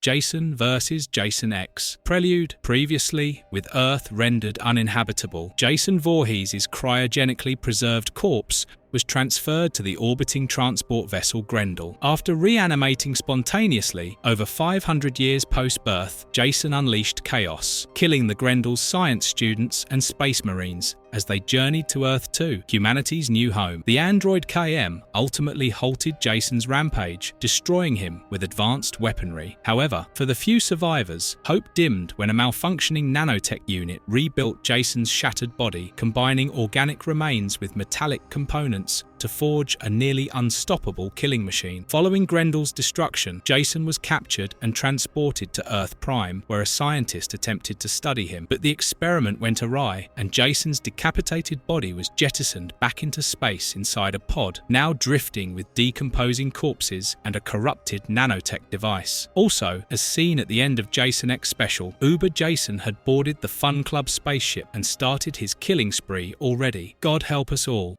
Chapter 1. Jason meets Uber. Jason. In 2455 AD, near Earth 2's orbit, the damaged pod drifted silently through space, its exterior marred with battle scars. Within its dark interior, streaks of blood and scattered debris painted a gruesome picture. Floating among the wreckage was a bloody, unmistakable mask and half a face of the original Jason Voorhees, foreboding the horrors lurking inside and awaiting those who dared to enter. Inside another pod named Pompeii, a salvage crew had arrived to acquire the regeneration unit on board of the damaged pod. They cautiously made their way in. One of them noted the presence of breathable air. Among them was Melda, who received instructions to stand by, ready to activate auxiliary power if needed. The crew proceeded cautiously, calling on Melda to hit the juice as they advanced. She remained ready and alert at the controls, waiting for the signal. The eerie silence was soon interrupted when Jason's bloody mask fell into the pod's depths. One crew member, visibly disturbed, exclaimed, "What the hell was that?" Another reassured the group, dismissing the disturbance as just another orbiting piece of shit that someone dumped. Although tense, the crew pushed aside their fears to focus on the mission, gathering together and preparing to scavenge the valuable tech within the pod. Entering a room filled with advanced equipment, the crew's excitement grew as they marveled, awestruck. Another, eager to seize the loot, suggested stripping the pod for its most valuable assets.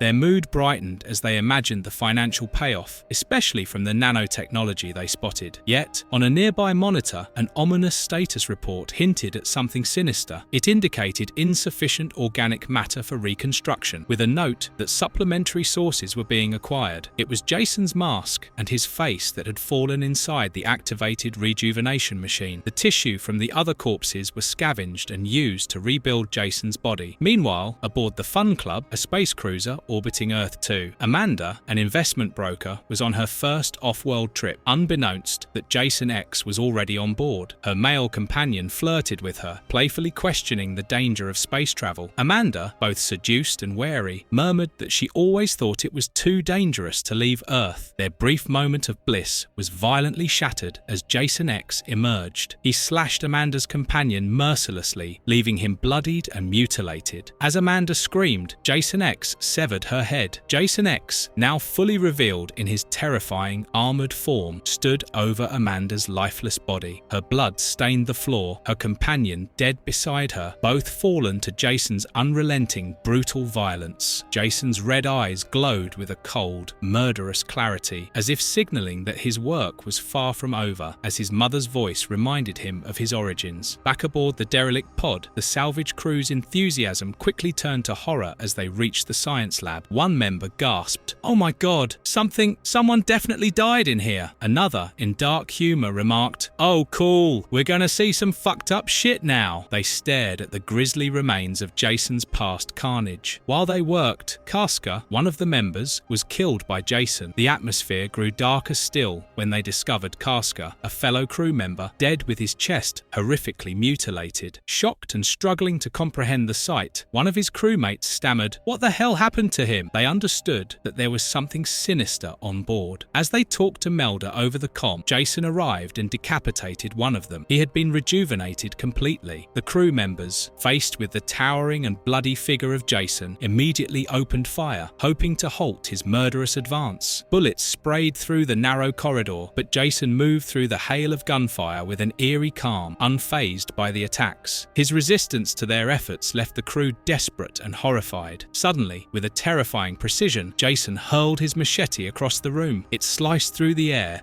and embedded itself deeply in the skull of one of the crew members, killing him instantly. Realizing their situation was rapidly deteriorating, the remaining crew shouted for Melda, the pilot, to initiate an emergency evacuation. Panic was setting in, but before Melda could respond, Jason closed in on them, resorting to his bare hands to finish the job. His brute strength overwhelmed the crew members, and they fell one by one under his brutal assault. Melda, hearing the chaos over the comms, quickly understood that her crewmates had all been killed. In a desperate bid for survival, Melda dislodged the pod from the main ship, intending to escape alone. However, her plans were foiled when a malfunction in the fuselage core prevented her from fully disengaging. Her horror deepened when she realized that Jason had already entered her pod, moving closer with every second. Acting quickly, she sent out a distress signal, hoping for rescue, and managed to dock with a nearby spaceship, ominously named the Fun Club. Melda hurried aboard the Fun Club, anxiously explaining her situation to the crew there, who were caught off guard by her urgency. Before she could catch her breath, Jason had followed her into the ship. As Melda exited the docking area, Jason attacked the Fun Club crew with merciless efficiency. He slashed one crew member's face open before any of them could respond, and with monstrous strength, he snapped their necks. One terrified crew member attempted to escape by ducking through a nearby door. Jason pursued him relentlessly, his machete swinging down with deadly precision, slicing the man in half before he could fully close the door. Meanwhile, Melda moved through another corridor, hoping to find safety, but instead stumbled upon a nightmarish sight. There stood Jason X, surrounded by the severed heads of his victims. Desperate, she turned to flee, only to find herself face to face with the original Jason. Trapped between Jason and Jason X, Melda was left with nowhere to run. The terror in her eyes reflected the hopelessness of her situation. Inside Jason X's mind, her mother spoke. She commanded him to kill them all. They wouldn't harm him as they knew what Jason X was capable of. Melda pleaded to them to let her go. Jason lifted his machete. Jason X threw Melda away and charged at Jason. Both of them raised their weapons, ready to take each other down.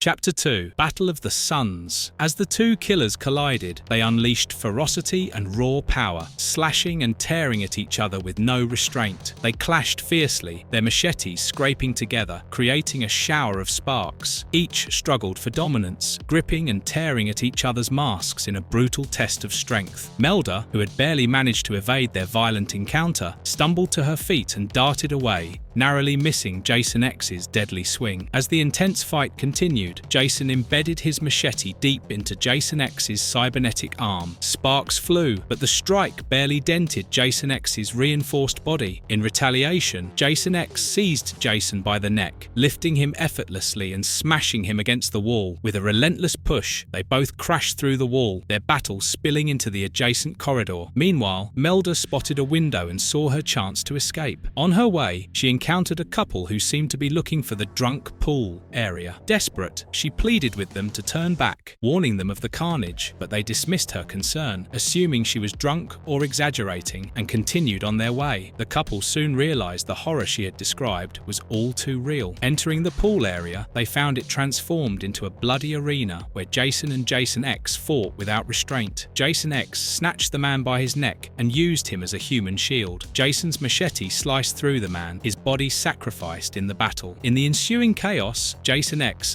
stabbed the woman, ending her life in a swift, brutal motion. The remaining guests in the pool area watched in terror as their surroundings turned into a slaughterhouse. Melda rushed to the information desk, panic clear in her voice as she tried to alert the attendant. She urgently told her, "You've got to help! It's an emergency! People are dead!" The attendant, however, remained calm and somewhat dismissive, asking Melda to catch her breath and clarify who was dead. Growing frustrated, Melda insisted they needed to call security immediately. The attendant sighed, explaining that there was no security on board and suggesting Melda may have missed her anti-dementia booster before departure. Frustrated and scared, Melda demanded to know where the rest of the crew was. The attendant offered to page someone to speak with her if she would sit down and wait. Furious and realizing she was wasting time, Melda ran off to find help elsewhere, her heart racing as she left the unhelpful attendant behind. Back in the pool area, Jason X and Jason's fight escalated to new heights of bloodshed. The security system, detecting the contamination from the gore flooding the area, activated the containment shield around the pool. One man, desperately trying to pull his partner to safety, was slashed in half by Jason X's machete mid-escape attempt. The few remaining guests watched helplessly as Jason X hacked through everyone in his path, leaving no one untouched by his violent rampage. Another woman, trying to flee, stumbled into the water just as the containment shield closed, decapitating her instantly. As bodies continued to pile up, Melda found the pilot's bay and burst inside, pleading for help. She frantically told the pilot that there were madmen on board killing everyone. The pilot, calm and dismissive, asked if she was enjoying the flight, prompting Melda to demand to speak with the captain immediately. The pilot explained that the captain was busy with the re-entry flight check but offered to relay a message. Melda, growing more desperate, insisted it wasn't a joke and described the massacre occurring in the pool area. Sensing her panic, the attendant finally acknowledged the seriousness of the situation and promised to alert the captain. Shortly after, Captain Jules arrived with a stern expression, asking Melda to explain. She described monsters killing everyone on board.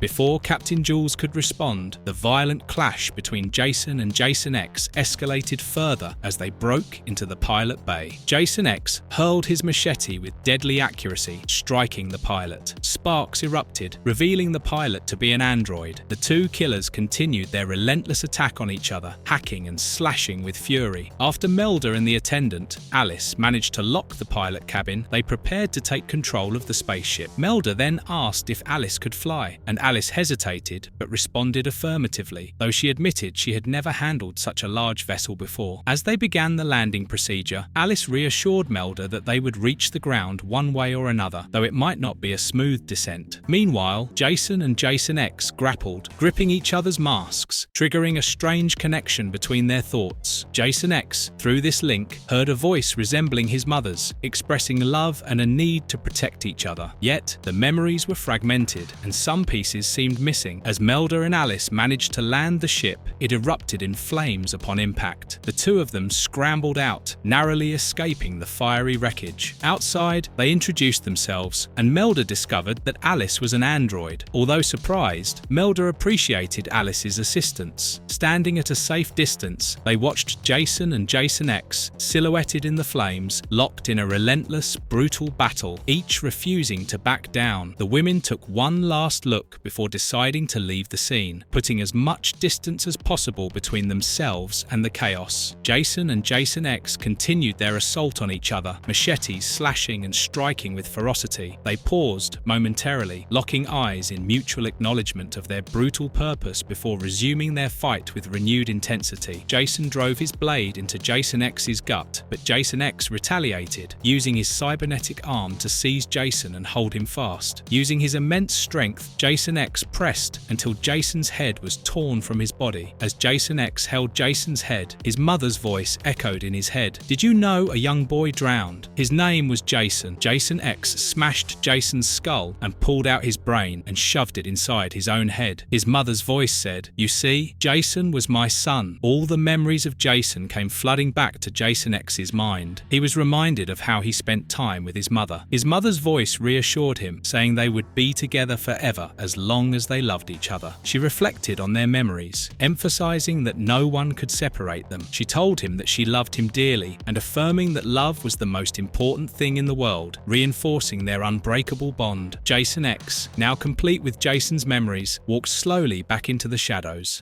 Friday the 13th. Fearbook. Right after the events of Friday the 13th Bloodbath, Violet was focused on keeping Rich conscious despite his worsening condition. Rich joked grimly about wanting to run into a cop, which she dismissed, concentrating on his survival. Rich, aware of his injuries, told her he might not make it, but she urged him to hold on. Their escape was cut short as their car collided with a military vehicle, crashing with a brutal impact. Soldiers quickly approached, extracted Violet from the wreckage and assessed Rich's condition. One soldier confirmed his death. Violet, devastated, was taken in by the soldiers, who showed no concern, and she was soon transferred to a secure facility. In custody, Violet demanded to know why she was there and protested being handcuffed. She insisted she wouldn't reveal what happened in the woods, though her objections were ignored. One soldier made a dismissive comment about her attitude, and another identified her as bait for Jason, indicating she had a specific purpose within the facility. Nearby, two soldiers discussed the figure of Mr. Voorhees and the potential capture of the violent killer, highlighting the financial and scientific interests surrounding him. Their conversation revealed a corporate or military focus on containing and exploiting Voorhees for profit, prioritizing monetary value over ethical concerns. When left alone with her guard, Violet attempted to seduce him, but he showed no interest. Elsewhere, a group of soldiers casually discussed their pay and the previous night's grim events. Unaware of the immediate threat, one soldier was abruptly attacked and killed by Jason Voorhees. On the other hand, Violet continued her seduction, and as the man lowered his guard, she took the opportunity to throw soap in his eyes, temporarily blinding him. She incapacitated him, seized his gun, and began her escape from the facility. Meanwhile, the organization's board convened, discussing recent events and setbacks in their plan to capture Jason. Mr. Trent, the owner of the program, addressed the team, acknowledging the escape of the subject and the issues caused by Violet's actions. Despite the challenges, he instructed the board to prepare for a new attempt, noting that the acquisition teams had been reduced but were to continue operations. Trent expressed the importance of using Violet as bait to draw out Jason, emphasizing the need to secure their target for future profit. Violet, fully aware of the facility's true purpose, navigated the corridors with her newly acquired weapon but was stopped by two guards. But right then, Jason attacked. Soldiers, trying to contain him, fired their weapons, but he cut through them with relentless efficiency. Violet attempted to avoid Jason's attacks while witnessing the carnage unfold around her. Despite her efforts, she found herself repeatedly faced with him, barely managing to evade his swings. Inside the facility, the board members and executives convened, attempting to secure their location. Amidst the turmoil, Violet forced her way into their meeting room, pointing a gun at them. She demanded answers, accusing them of using her and her friends as bait to lure Jason. The executives dismissed her as a whore, mocking her lack of understanding about their larger objectives. Violet pressed them, demanding to know why they involved Jason and endangered innocent people. As tensions mounted, Jason breached the room, attacking the executives without hesitation. He killed all the soldiers brutally. One executive, in desperation, yelled for everyone to block the door with the heavy marble table. Chaos erupted as Jason stormed in, killing several of them on the spot. The executives, realizing the futility of their efforts, scrambled in panic. Roosevelt attempted to seize Violet's gun, started hitting her. She was finally able to seize it. Meanwhile, Jason threw Trent out of the window, killing him. Roosevelt shot at Jason but couldn't hurt him. Jason turned and slashed her head right off. Finally, Jason faced Violet. The window was broken, and with death in front of her, she decided to jump. Whatever happened, she did want to die by Jason's hands. So she jumped, but she stopped mid-air. As she looked up, she saw that Jason had caught her. She let out a blood-curdling scream and echoed throughout the jungle, marking a bloody end to the entire ordeal where only Jason came out alive.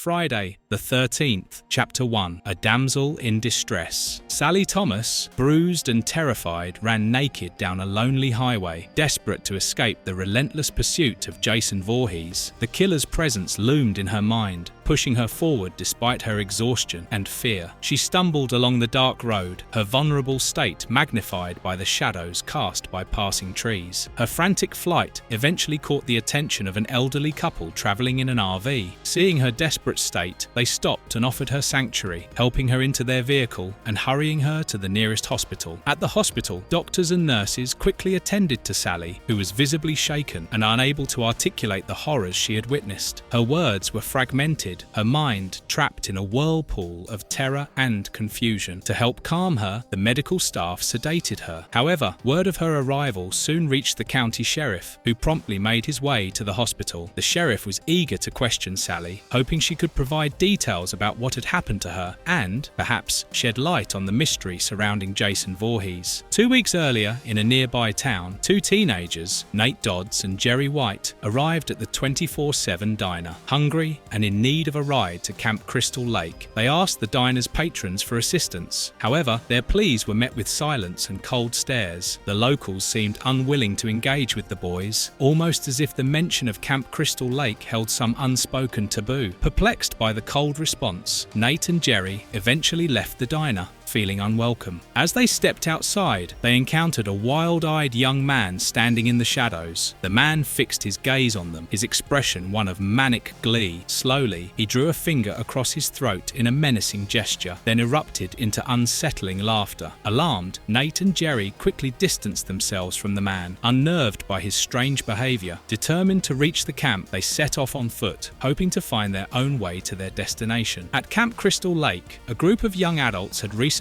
arrived to begin their work as junior counselors in preparation for the camp's reopening. Among them were Ryan, a UCLA student with a confident air, his girlfriend Sasha, who had a biting wit, Brian Evans, a neo-hippie with a laid-back attitude, Rico, a former drug dealer trying to turn over a new leaf, Alicia Jackson, Rico's girlfriend, and Sally Thomas, a young woman carrying her own emotional burdens. The group was introduced to Trevor Gaines, the camp's property manager, and Mike Burns, the senior counselor.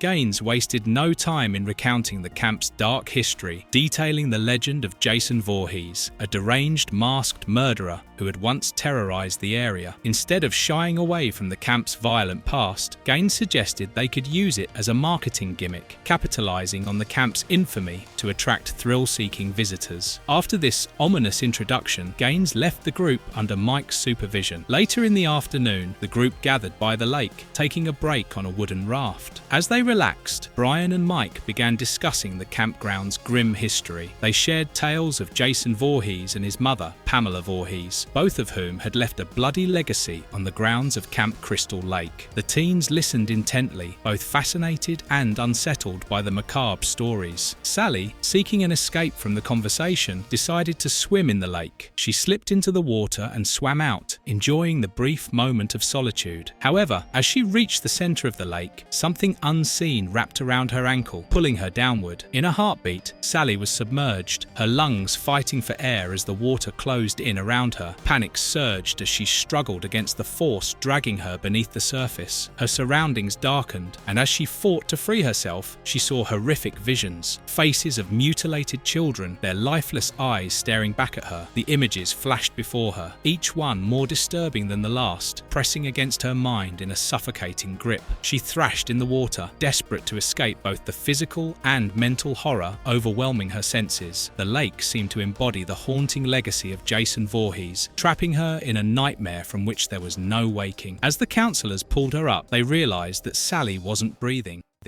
Chapter 2. The Night Grows Dark. The images of Jason's attack from 2 weeks ago haunted Sally's mind. She screamed in terror as Jason, armed with his machete, pulled her towards him by her hair. The counselors managed to rescue Sally from the lake, pulling her back to the shore as she gasped for breath. They immediately began administering CPR, and after a few tense moments, she seemed to stabilize, coughing up water as she regained her senses. That evening, Rico and Alicia were in their cabin, lost in each other's embrace. embrace when they noticed two figures outside the window. It was the new junior counselors, Jerry White and Nate Dodds, who were shamelessly peeping at them. Enraged, Rico bolted from the cabin in pursuit, paying no mind to his lack of clothing. The two boys scrambled back toward the other counselors, barely reaching them before Rico could catch up. Mike Burns intervened, telling Rico to cover himself, half joking that his nudity was scaring the girls. After calming down the scene, Mike took a moment to check on Sally, still concerned after her earlier near drowning, but his apparent concern masked an ulterior motive as he used the opportunity to flirt with her. Sally, unimpressed, firmly told him she wasn't interested, leaving him to back off. Later, things settled, and Ryan, Sasha, Brian, Nate, and Jerry gathered in Ryan's cabin to play cards. Sasha, always quick with a sharp remark, continued mocking Brian, ridiculing his nerdiness and intelligence. Ryan made a feeble attempt to defend his friend, but it did little to stop Sasha's jabs. Frustrated, she finally stormed out of the cabin,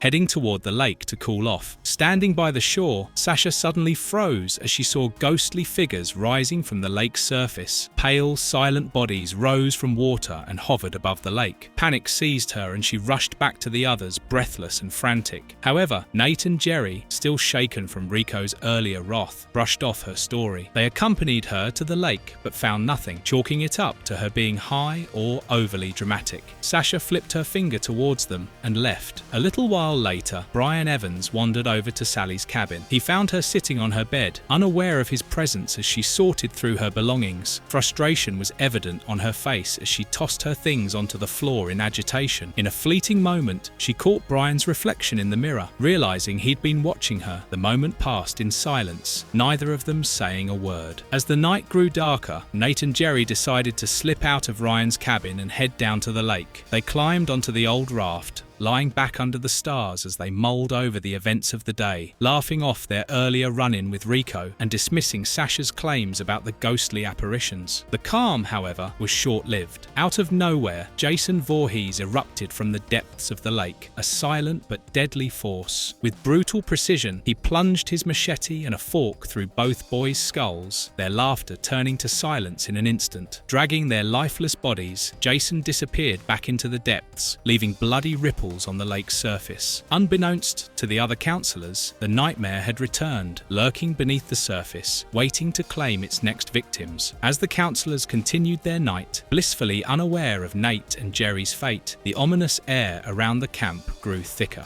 Chapter 3. Jason's Here. In the early hours, Mike Burns began rounding up the counselors to assign their morning tasks. As he surveyed the group, he quickly noticed that Nate and Jerry were missing. Unbothered, he pressed on, dividing the crew into teams. He assigned Sasha and Alicia to repaint the cabins, while he put the guys to work on repairing the roof of the recreation center. Then, he asked Sally to join him in searching for the missing counselors. Driving along the forest road, Mike took the opportunity to flirt with Sally, despite her repeated hints that she wasn't interested. Ignoring her indifference, he launched into a monologue about his fascination with serial killers, proudly mentioning his extensive reading on the subject. Sally, uncomfortable and growing more suspicious, accidentally discovered a hockey mask hidden beneath the truck's seat. When she questioned him, Mike brushed it off, claiming it was just a prop he used to promote the camp's eerie history. Meanwhile, back at the camp, the guys were hard at work on the recreation center roof. The morning started off calmly, but tensions soon flared as Rico began antagonizing Brian, hurling insults and taunting him. Brian, typically quiet, finally snapped and retorted with biting words of his own. Rico, fueled by anger, grabbed Brian and began choking him. Ryan tried to step in and separate them, only for Rico to push him hard, almost sending him tumbling off the roof. The scuffle escalated, and eventually all three lost their balance, tumbling off the roof together and landing on a haystack below. A sudden rainstorm broke out, soaking them to the bone, so they retreated into one of the cabins to dry off and regroup.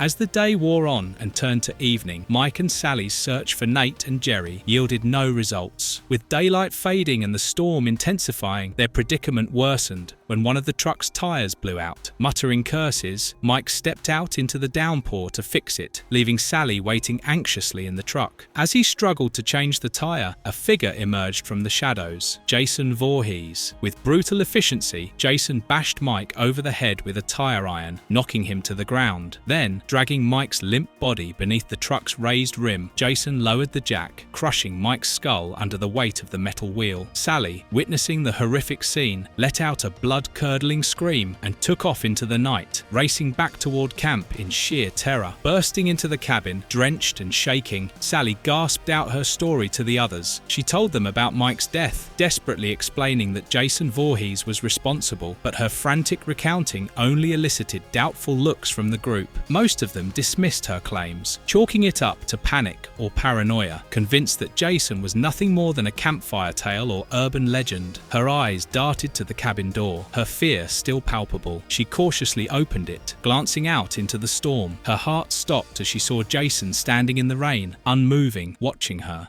Chapter 4. Bloodbath begins. Sally rushed into the cabin, her voice trembling as she tried to tell the others that Jason Voorhees was outside watching her. She was clearly shaken, but the other counselors, Sasha and the others, were skeptical. Sasha dismissively told Sally to stop with the Jason stories, insisting that Jason was long dead and that she was just imagining things. Another counselor looked out the window and saw nothing but rain and trees, adding to the group's doubt. Sasha, frustrated, decided to leave, saying she was going to get Rico and Alicia to drive her into town. Sally tried to convince her not to go, saying she was scared. Sasha, however, replied coldly, stating that she was more afraid of what she'd do to Ryan if she stayed. As Sasha left, Sally turned to Ryan, who seemed uncomfortable with the whole situation. She pressed him to take her seriously, explaining that she had seen Mike die and that Jason was the killer. Ryan remained skeptical, making a half-hearted comment about her medication, which infuriated Sally. She reminded him that she knew what she saw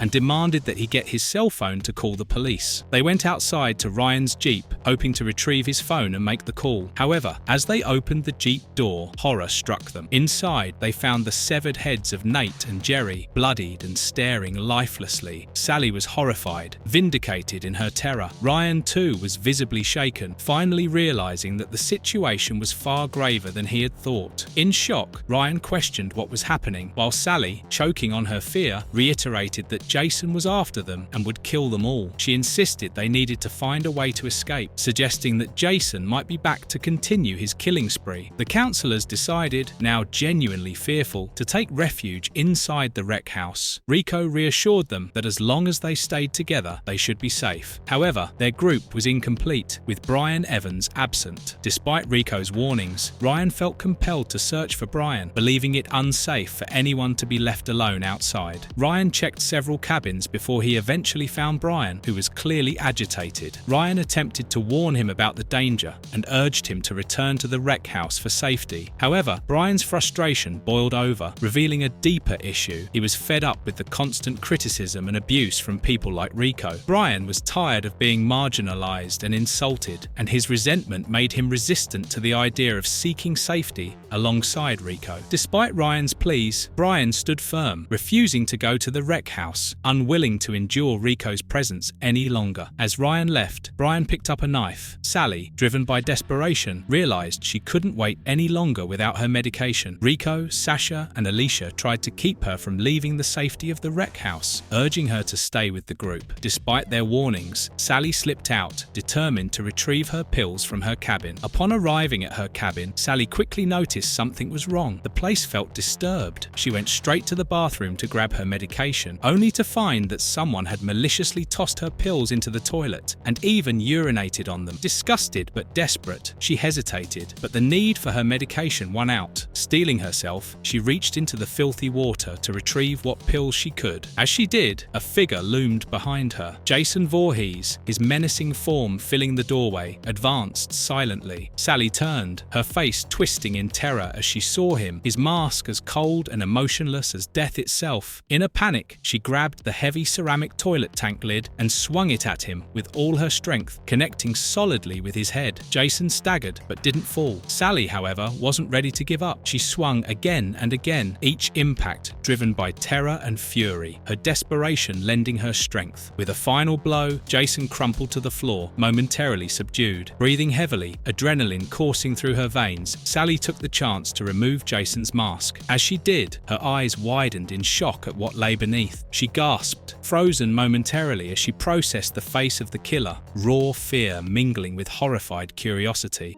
Chapter 5. Secrets Out There. In the hospital, Sally Thomas lay strapped to the bed, clearly traumatized and recovering from her ordeal at Camp Crystal Lake. A sheriff stood by her bedside, reassuring her about her medications, but also pressing her for details about the recent events at the camp. He reminded her that despite the circumstances, they needed clarity on what had occurred. 2 weeks earlier, Trevor Gaines, the owner of the camp, returned to Camp Crystal Lake late at night, irritated that he hadn't received any updates from Mike Burns, the senior counselor. When he entered, he was met by the frightened remaining counselors, who informed him that Mike had been killed by a masked murderer who was still on the grounds, targeting them. Despite their insistence, Gaines seemed skeptical, unable to fully grasp the gravity of their fear. Determined to escape, the group pleaded with Gaines to take them out of the camp in his vehicle. Gaines reluctantly agreed, but warned them that the roads were treacherous, likely washed out from the recent storm. He still had doubts about the group's wild claims, which prompted Ryan to prove their story by showing him the horrific evidence: the severed heads of Nate Dodds and Jerry White, left in his Jeep as grim tokens of the killer's spree. Just as the gruesome reality dawned on Gaines, an arrow flew out of the dark, piercing his throat and silencing him mid-sentence. The group's initial hope for escape evaporated, replaced by renewed panic. Ryan, horrified by the sudden attack, turned and sprinted back toward the wreck house, shouting warnings to the others. The killer's unseen presence loomed over the camp, driving home the chilling realization that they were all trapped and that leaving might be even deadlier than staying. Back in her cabin, Sally stood over what she believed to be Jason Voorhees' body. Her medication had run out and she was experiencing hallucinations, causing her to perceive Brian Evans as Jason. In her delusion, she had killed him. Realizing the horrifying reality of her actions, Sally was overtaken with anguish and stripped off her bloodied clothes. Overwhelmed and disoriented, she slipped on a puddle of Brian's blood, striking her head against the windowsill. She lay unconscious as the real Jason Voorhees silently entered the cabin, scooped her up, and carried her away. Meanwhile, at the rec center, the remaining survivors were on edge. Sasha looked out the window, hoping to find some sign of safety, only for Jason to appear suddenly, shattering the glass with his machete. He swung the blade with brutal precision, slicing Sasha's head in half, then dragged her body out through the broken window into the night, leaving the others horrified and paralyzed with fear. In the hospital, the sheriff continued questioning Sally about the events at Crystal Lake. He probed her mental health history, specifically her bipolar condition, and brought up her past, including the death of her former boyfriend, Ben Cale, in a tragic car accident. The sheriff hinted at unresolved trauma, suggesting that these past experiences might have influenced her perception and actions during the tragic night at the camp. 2 weeks earlier, after Jason had abducted her, Sally awoke disoriented and naked in a dark room filled with the bodies of Jason's previous victims. Panicking, she fled outside, screaming into the rainy night, her mind a blur of horror and desperation. Ryan, Rico, and Sasha, finding themselves out of options, resolved to confront Jason head-on, determined to fight back. They cautiously exited the rec center into the darkness, bracing themselves for the inevitable encounter. However, Jason wasted no time. He emerged swiftly, striking with brutal efficiency and decapitating Ryan in one clean swing of his machete. Ryan's body dropped lifelessly, leaving Rico and Alicia horrified and scrambling to escape the relentless killer. Amidst the chaos, they spotted Sally, standing eerily in the rain, her gaze fixed on Ryan's headless body with a chilling calm. As Jason approached her, there was no sign of fear or panic in her eyes. He stepped closer and, in a bizarrely symbolic gesture, extended his machete toward her. Sally met his eyes and, without hesitation, accepted the weapon from his hand, standing silently beside him in the downpour.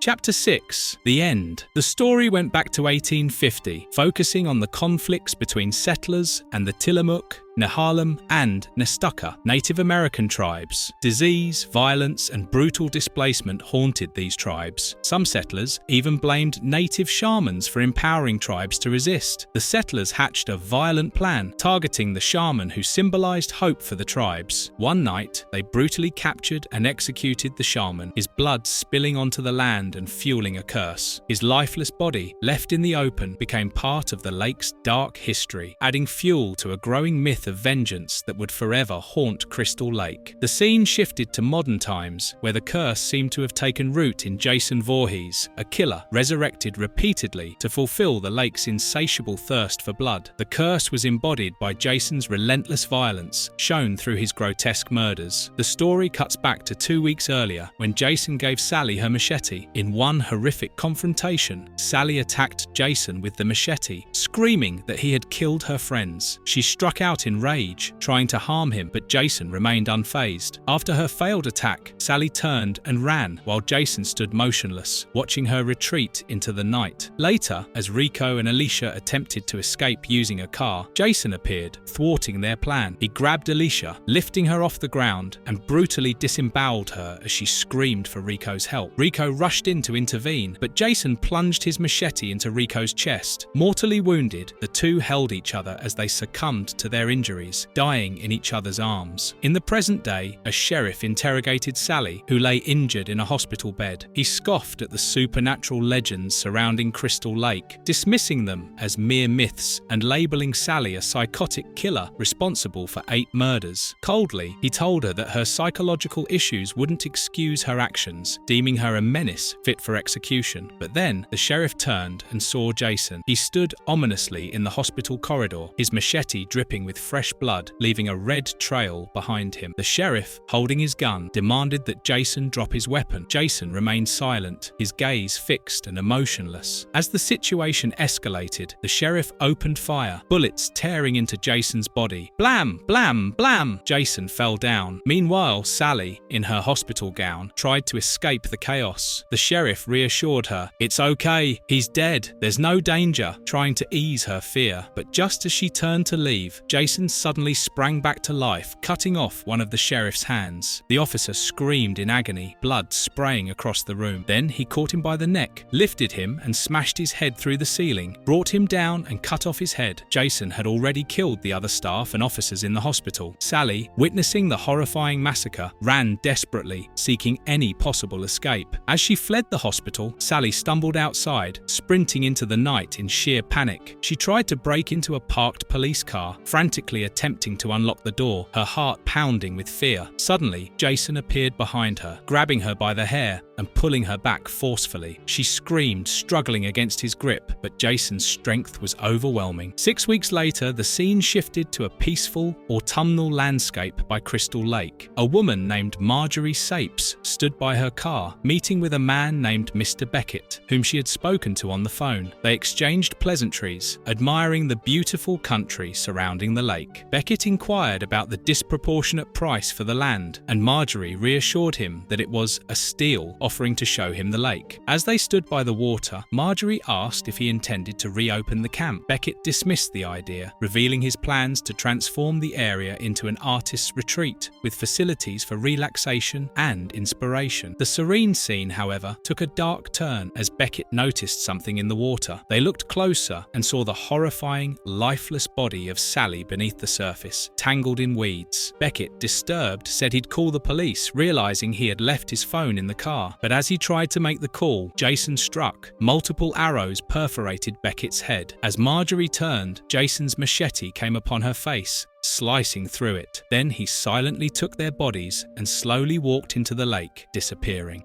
Pamela's Tale, Chapter 1, How I Met Your Mother. The story began on Friday, June 13, 1980. A young woman named Annie entered a local diner and asked for directions to Camp Crystal Lake. The townsfolk, visibly alarmed, reacted to her question with concern. One of the men, Enos, confirmed the camp was about 20 miles away. When Annie asked if there was a bus she could take, Trudy, another diner worker, suggested that Enos give her a lift to the crossroads halfway to the camp. Enos agreed, but but his apprehension was clear. As Annie and Enos stepped outside to head toward his truck, a disheveled old man named Ralph intercepted them. He warned Annie with urgency, saying, "You'll never come back again," and calling Camp Crystal Lake a death curse. Ignoring Ralph's ominous warning, Enos ushered Annie into the truck, remarking on Ralph's nuisance behavior. During the drive, Enos expressed his unease, mentioning that Ralph's talk was causing trouble for the camp's owners. Annie cheerfully thanked Enos for the lift, completely unfazed by the superstitions surrounding her destination. Enos dropped her off at the crossroads, and she continued her journey, humming to herself and asking another passerby for directions to the camp. Later, Annie was picked up by Pamela Voorhees. The two women conversed as Pamela drove, with Annie mentioning her eagerness to work with children as a camp counselor. Pamela introduced herself as Mrs. Voorhees and mentioned her deep love for children, hinting at a dark backstory as she shared her troubled memories. Pamela revealed that she once led a seemingly happy life as a dutiful housewife, but her husband, Elias, was a rough, abusive man who often mistreated her. As Pamela's recollections continued, the traumatic details of her marriage flashed in front of her eyes. Elias appeared as a large, menacing figure who belittled and intimidated her, dismissing her feelings and often resorting to violence. Despite her attempts to fulfill her wifely duties, Pamela endured emotional and physical abuse. A memory of a particularly violent night resurfaced. Pamela seemingly heard the voice of her son, who wanted her to tell Elias that she was pregnant. But before she could speak, Elias accused her of talking too much. He physically assaulted her for speaking up, silencing her with brutal force. Amid her suffering, Pamela listened to her son's voice, which urged her to take a stand against Elias. One fateful night, Pamela finally retaliated, killing Elias in a bloody act of vengeance. She struck him from behind with an axe, ending years of torment. Blood-streaked and weary, speaking softly, "I love you too, Jason." Jason's voice echoed back, "I love you, Mummy." She took up an axe, vowing, "And no one will hurt us ever again." With intense resolve, she swung the axe down again and again, destroying what once used to be Elias's head. Later at night, Pamela loaded Elias's body into the back of her truck. She lit a cigarette, contemplating her hardships. With steely resolve, she tossed the cigarette into the trailer, igniting it in a fiery explosion, symbolically burning her past as she watched the blaze from a distance, a stoic look in her eyes. Like a phoenix from the ashes, I had a new life. As she drove away, Pamela felt each mile separating her from her past. Each mile I drove felt like I was leaving behind the pieces of my old life, she thought, relieved to be moving forward. She was eventually led to Crystal Lake, a place that would become her refuge. In a solemn moment by the lake, she bid farewell to Elias, disposing of what remained of him. Annie talked about the encounter with an eccentric local who claimed the camp was cursed. Pamela dismissed the warnings as the ramblings of the town sot. As they neared the camp, the passenger noticed they had passed the entrance, but the driver smiled, assuring her that he knew a shortcut. Smiling unsettlingly, Pamela added, "And besides, you haven't heard the rest of my story." Then she started recollecting again. Driving through a small town, Pamela felt lost, missing the stability of a husband and home. A sign indicated she was near Crystal Lake, a place she believed to be her promised land. She rented a house seeking peace and a safe environment to raise Jason, even if locals warned of its haunted reputation. She shrugged off the concerns, thinking the house was quite posh, and agreeing to take it. Pamela enjoyed exploring her new town and sought companionship at a local diner. Amidst the bustling atmosphere, a waitress asked what she needed. Pamela, coughing, struggled to respond, requesting coffee and a job. A voice inside her head urged her, "Ask her, Mummy," reinforcing her determination. Soon, she found herself working as a chef at the diner, a single mother with a steady job and newfound purpose.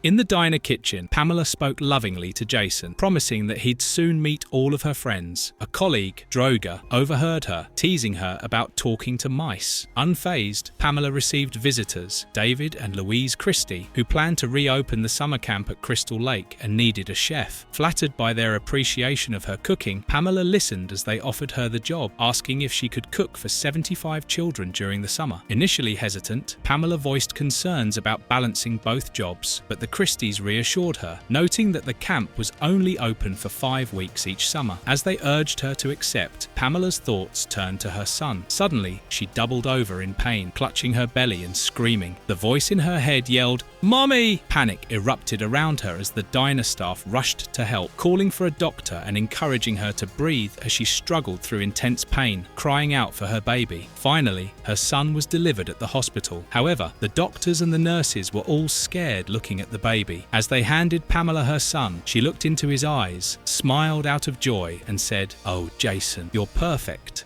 Chapter 2. Mother of the Year. As the tension grew, Annie began to sense danger and nervously asked Pamela to stop the car. Pamela refused, instead accelerating. Annie's fear mounted, and in desperation, she leapt from the moving vehicle, crashing hard to the ground and tumbling into the forest, battered and bruised. As Annie struggled to recover, she heard Pamela pursuing her in the car. Panic-stricken, she hid in the woods, but Pamela followed with determined malice, wielding a knife. When Pamela caught up, Annie pleaded for her life, begging her to stop. Pamela coldly dismissed her pleas, chastising Annie for being rude, and then brutally slashed her throat open. Annie coughed up blood before her lifeless body collapsed into a pool of her own blood. Pamela, disturbingly composed, cleaned the knife and lamented that Annie had made her dirty her knife. Later, at Camp Crystal Lake in 1957, Pamela served cherry pie to the campers while holding a bloody knife. Her unsettling demeanor drew the camp director's attention, who nervously muttered, "It's Jason," alluding to something ominous. Rushing back to her home, Pamela confronted a caretaker who explained Jason's disturbing behavior. The caretaker recounted how Jason had returned home covered in blood, proudly presenting a mutilated kitten. He had even pinned it to a tree using barbed wire. Despite the caretaker's concerns, Pamela dismissed her, fiercely protective of her son. Inside the house, Pamela called out to Jason, who was hiding under the bed, frightened. She comforted him, assuring him that she would always protect him, and embraced him with deep maternal devotion. Later, when the camp director called to discuss the camp's needs, Pamela declined, stating that Jason's needs came first. Her unwavering focus on her son overrode all else, revealing the depth of her obsessive love. However, the camp director offered a solution, suggesting that Pamela could bring Jason along and that the counselors would help care for him. Pamela Voorhees arrived at Camp Crystal Lake with Jason, holding his hand tightly as they approached the camp's sign. She reassured him, encouraging him to enjoy himself, though Jason clung to her nervously, his fear evident. Pamela sternly reminded him not to embarrass her and to behave. As they entered, the camp staff, Claudette and Barry, greeted her warmly and introduced themselves. Despite their friendly demeanor, Jason remained terrified, retreating further into his mother's embrace. Pamela urged him to listen to her and interact with the counselors, but his discomfort was palpable. Later, Pamela reflected on her decision to bring Jason to the camp, oblivious to the looming tragedy. While preparing food in the kitchen, she became distracted and accidentally cut herself deeply while chopping vegetables. Blood dripped from her hand, but she dismissed Lydia's concern with a calm, unsettling comment. "It's just a little scratch." Meanwhile, Jason, left to navigate the camp on his own, faced relentless bullying from the other children. They mocked his appearance, calling him cruel names and isolating him further. As the children's taunts escalated, Claudette and Barry abandoned their duties, sneaking away to the woods for a private moment. They decided to engage in an intimate encounter, leaving the children unsupervised. Jason wandered the campgrounds and accidentally stumbled upon the couple. Enraged and humiliated, he attacked Barry, attempting to fight back against his growing despair. Barry pushed him to the ground, but Jason, overwhelmed by anger and shame, ran toward the lake. In his panic and disorientation, he fell into the water and began to struggle, unable to swim. The other children watched his distress indifferently, making no effort to help. Pamela, hearing the commotion, rushed to the lake, screaming for Jason as she saw him flailing in the water. The scene descended into chaos as camp staff and children gathered around, but it was too late. Jason disappeared beneath the surface, his small hand reaching out for help before vanishing completely. Pamela was consumed by grief and rage, demanding answers from the camp director and staff. She furiously accused them of neglecting their responsibilities and allowing her son to drown while they indulged in distractions. A police officer attempted to calm her down, offering a sedative, but Pamela's devastation was unrelenting. She mourned Jason's death, blaming the staff for their carelessness and irresponsibility. The lake, described described as deep and treacherous, became a haunting symbol of Jason's tragic fate. Pamela's sorrow and rage over her son's death were reignited as the camp reopened after a year. Despite Jason's tragic drowning, bitterness consumed her as she dwelled on how the Christies and the local authorities had dismissed the incident and moved on as if nothing had happened. The counsellors, oblivious to the pain caused by their negligence, indulged in carnal pleasures and carefree activities. Meanwhile, Pamela quietly planned her revenge, seething at how they had failed in their duty to protect her son. One night, as the counsellors partied and sang around the campfire, Claudette and Barry snuck away for a romantic encounter. They giggled and flirted as they made their way to a secluded storage area. Claudette teased Barry about his past romantic exploits, and the two passionately kissed, unaware of the danger lurking nearby. As they became lost in their intimacy, the creak of a floorboard startled them. Barry dismissed it as nothing, but the air grew heavy with tension. Pamela, consumed by grief and anger, stood silently above them, observing their careless behavior with a menacing glare. Unable to contain her fury, Pamela lashed out, stabbing Barry in a fit of uncontrollable rage. Claudette screamed in horror, falling to the ground as she begged for mercy. Pamela showed no compassion, her actions fueled by the unbearable memory of Jason. She stabbed Claudette repeatedly, her cries echoing through the night before being silenced forever. Pamela's vengeance had claimed its first victims. Pamela's reflection on these events ended as she drove through the dark woods beside Annie's lifeless corpse in the passenger seat. Her thoughts drifted to her justification for her actions. She believed that discipline was essential for raising good children and that sparing the rod spoiled the child.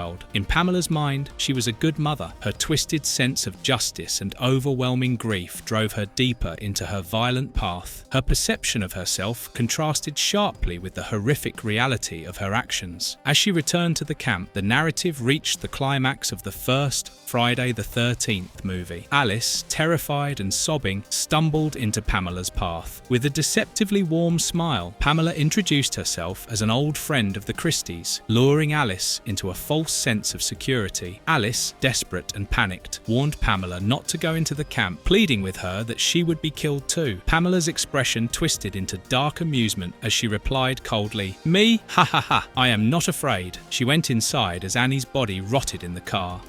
How I Spent My Summer Vacation. Chapter 1. Holiday with Jason. Pamela Voorhees lovingly reassured her son Jason as she left him at Camp Crystal Lake 50 years ago. She cradled his face and encouraged him to be brave, reminding him to never let anyone tell him he wasn't special. She urged him to stand up for himself and promised that he would be fine at the camp. Her maternal devotion was evident as she made the counselors promise to take care of Jason, emphasizing how precious he was to her. Fast forward to the present day, a group of modern campers gathered around a campfire, telling ghost stories about Jason Voorhees. They recounted how Jason had drowned at the lake but returned as a vengeful spirit, haunting the woods and killing anyone who dared to encroach upon his territory. They described him as an unstoppable force, wielding a machete and perpetuating a legacy of terror at Camp Crystal Lake. Meanwhile, Jason had already arrived. In the shadows of the forest, he found a camper couple asleep in their sleeping bags. Without mercy, he smashed them against a tree repeatedly until there was nothing left but blood and broken bones. Among the group of campers, the focus turned to Davy Faulkner, a quiet boy who suffered from a rare bone disorder called craniodiaphyseal dysplasia. This condition caused thickening of his skull and facial bones, giving him a disfigured appearance. The disease also significantly shortened his life expectancy, with doctors estimating he would not survive beyond the age of 18. Davy's fragile health and unusual appearance made him an easy target for cruel taunts, and the other campers often exploited his vulnerability. The atmosphere grew tense when one of the campers mockingly compared Jason's disfigured appearance to Davy, who visibly shrank under the weight of their laughter. The bullying quickly escalated as the group began to torment him. One camper suggested they throw Davy into the lake as a sacrifice to Jason. Despite Davy's desperate protests, he was dragged toward the water. He pleaded tearfully, explaining that he couldn't swim, but his cries fell on deaf ears. The bullies laughed as they pushed him him into the lake, watching as he flailed in the shallow water. They saw it as a harmless prank, unaware of the danger lurking nearby. As Davy struggled, strange noises began to emanate from the woods. One camper noticed a shadowy figure moving in the darkness, but the others dismissed it. Two of the campers sneaked away from the group for a moment of intimacy, finding a secluded spot in the forest. Their brief escape turned into a nightmare when Jason Voorhees appeared, wielding his machete with deadly intent. His rage was swift and brutal, cutting down the couple without hesitation. Back at the campfire, the remaining campers began to panic as Jason emerged, his iconic mask glowing eerily in the firelight. He descended upon them with relentless fury, slicing through them in a violent spree. Blood splattered across the forest floor as the campers screamed, unable to escape his wrath. Meanwhile, Davy managed to crawl out of the water and hide in the woods. His terror was palpable as he heard the screams of his tormentors echoing in the distance. Eventually, Jason found him, looming over the trembling boy. Davy begged for his life, tears streaming down his face. For a brief moment, Jason seemed to hesitate. In the boy's eyes, there was a reflection of Jason's own childhood, ostracized, misunderstood, and tormented. Sheriff Tannehill parked his car by the side of a rural road near Camp Crystal Lake. He monologued to himself in a mocking and agitated tone, referring to a meth-head son of a bitch who had offered him drugs. As he sat in the car and did drugs, his police radio crackled with a message calling him back. There was trouble reported at Camp Piney Woods, but the sheriff dismissed it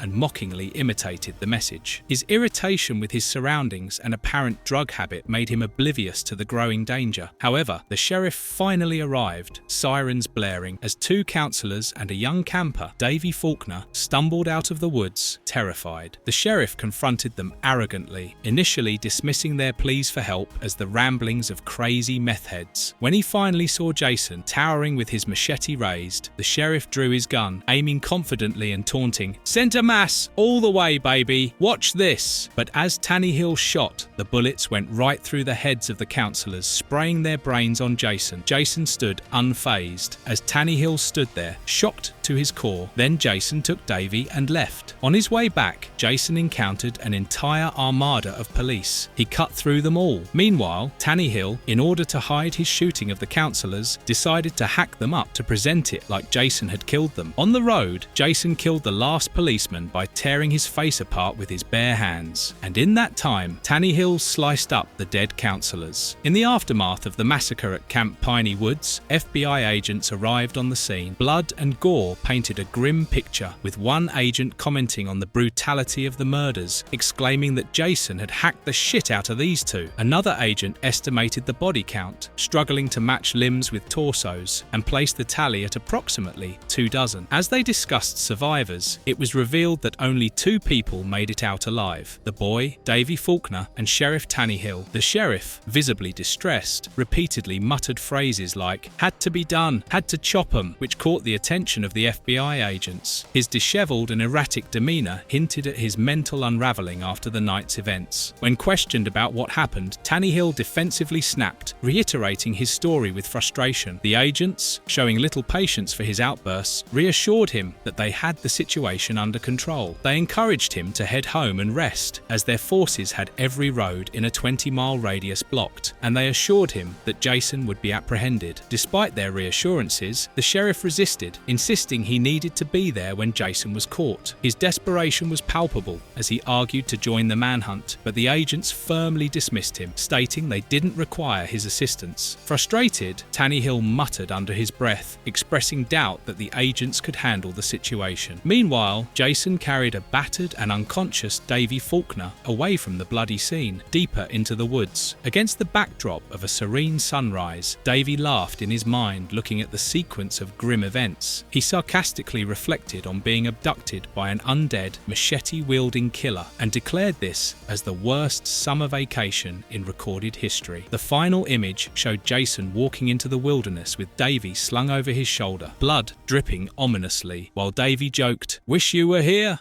Chapter 2. Best Damn Vacation Ever. A radio broadcast updated listeners about the ongoing search for 13-year-old Davy Faulkner, who had been missing for 9 days. The National Guard and FBI were actively combing the area around Crystal Lake, issuing warnings about the alleged kidnapper being armed and dangerous. The broadcast was abruptly cut off as a woman turned off the radio. She and her family were sitting outdoors and were having a meal. As they prayed against perceived enemies like terrorists, Mexican drug lords, and gays, Jason appeared and hacked them to death. Jason Voorhees continued to roam the wilderness with Davy in tow. The narrative from Davy's perspective described the horrors he had endured during his time with Jason. He had been living like an animal, eating raw meat, and surviving in the wild under Jason's silent and brutal guardianship. Davy reflected on how he was being transformed by the experience, feeling a mix of fear and twisted admiration for Jason, who had become a protector in a savage way. In a chilling revelation, Davy began to understand Jason's past as a bullied, deformed child who had been ridiculed and abused, much like himself. He concluded that Jason, despite his violent nature, would never harm him because they shared a bond rooted in their mutual pain. As soldiers hunted Jason, Davy realized Jason would not let anyone push him around anymore. Jason brutally fought off his pursuers, showcasing his monstrous strength and unrelenting violence. Davy recounted how Jason had initially dragged him along, kicking and screaming, but now he willingly followed Jason, feeling an inexplicable loyalty. As he observed Jason's savagery, Davy began to internalize Jason's lessons about survival and standing up for oneself, even if it meant resorting to violence. Elsewhere, Sheriff Tannehill, now unhinged and under heavy suspicion, struggled to assert control. The authorities viewed him as a suspect, and the radio broadcast highlighted his drug use and dangerous behavior. Tannehill, armed and desperate, hijacked a helicopter to pursue Jason and Davy. His erratic actions and paranoia escalated as he threatened the pilot, determined to reach his targets. The helicopter neared Jason and Davy's location. Tannehill, ignoring warnings from the pilot, became more aggressive. When a soldier hesitated to shoot at Jason for fear of hitting Davy, Tannehill mocked him, coldly stating that accidents happen. Then he shoved the soldier out of the helicopter, leading to a gruesome death as the man fell to the ground and was torn apart by the impact and sprayed blood and guts on Jason's mask. Inside a helicopter, Tannehill argued heatedly with the pilot. The sheriff demanded, "Swing us back around, Blue Thunder, and I'll show you how we did it in the Texas Air National Guard." The pilot, visibly anxious, tried to reason with him, warning one shot won't bring him down. Tannehill clarified he wasn't worried about Jason, but rather someone else. He wanted to kill Davy as he was the witness to the murder of the counselors. Suddenly, the pilot noticed something, his eyes wide with horror. The windshield shattered as Jason threw the head of the pilot who had crashed, leaving the crew stunned and terrified. Chaos ensued as the helicopter spun out of control. The second pilot's vision was obscured by blood and broken glass. He screamed, "Oh God, I can't see for shit!" Sheriff Tannehill fell out of the aircraft, yelling in panic as he plummeted toward the ground. The helicopter crashed violently into the woods, erupting in a massive explosion. Jason watched the fireball from a distance, his expression impassive. Amid the wreckage,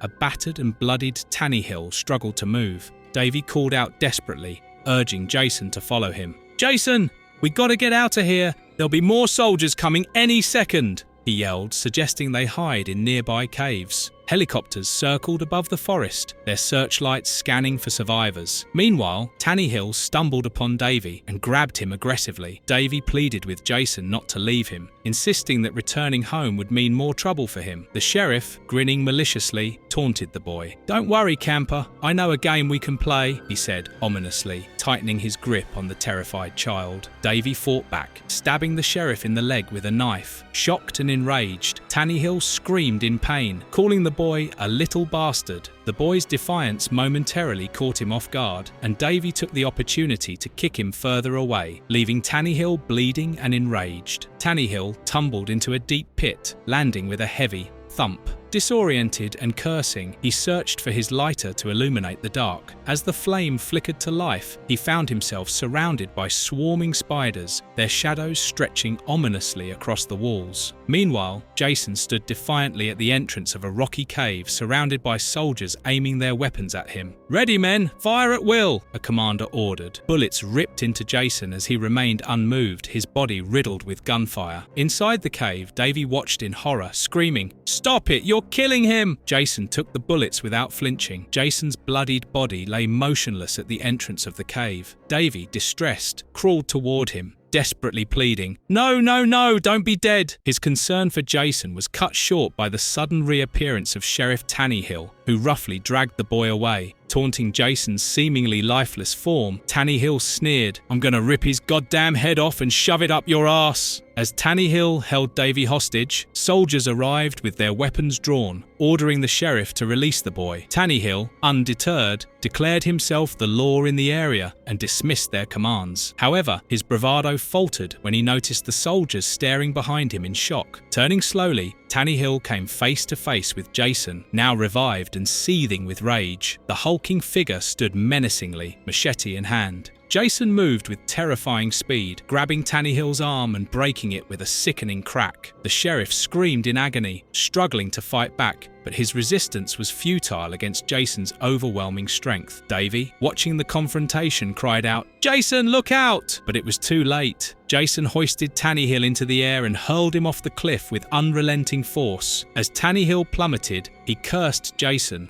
vowing revenge even in death. His descent was abruptly stopped when his body collided with a tree, leaving him hanging grotesquely by his intestines. Blood dripped down the branches, painting a gruesome picture. Davy, still on the cliff above, gasped in horror, whispering, "Oh God." The aftermath saw soldiers discovering Tannehill's mangled corpse dangling from the tree. Their grim humour surfaced as they joked about the sheriff's fate, before turning their attention back to the search for Jason. Meanwhile, Davy reflected on his harrowing time in the woods with Jason, describing it as both terrifying and strangely formative. Despite everything, he admitted with a chilling tone, it was just like summer camp is supposed to be. In the final moments, Jason knelt at the Eternal Peace Cemetery, his massive figure illuminated by the cold glow of the moonlight. Bloodied and silent, he clutched the gravestone of his mother, Pamela Voorhees, as if drawing strength from her memory. Davy's voice echoed in the eerie stillness. "Fair warning to all of you assholes out there.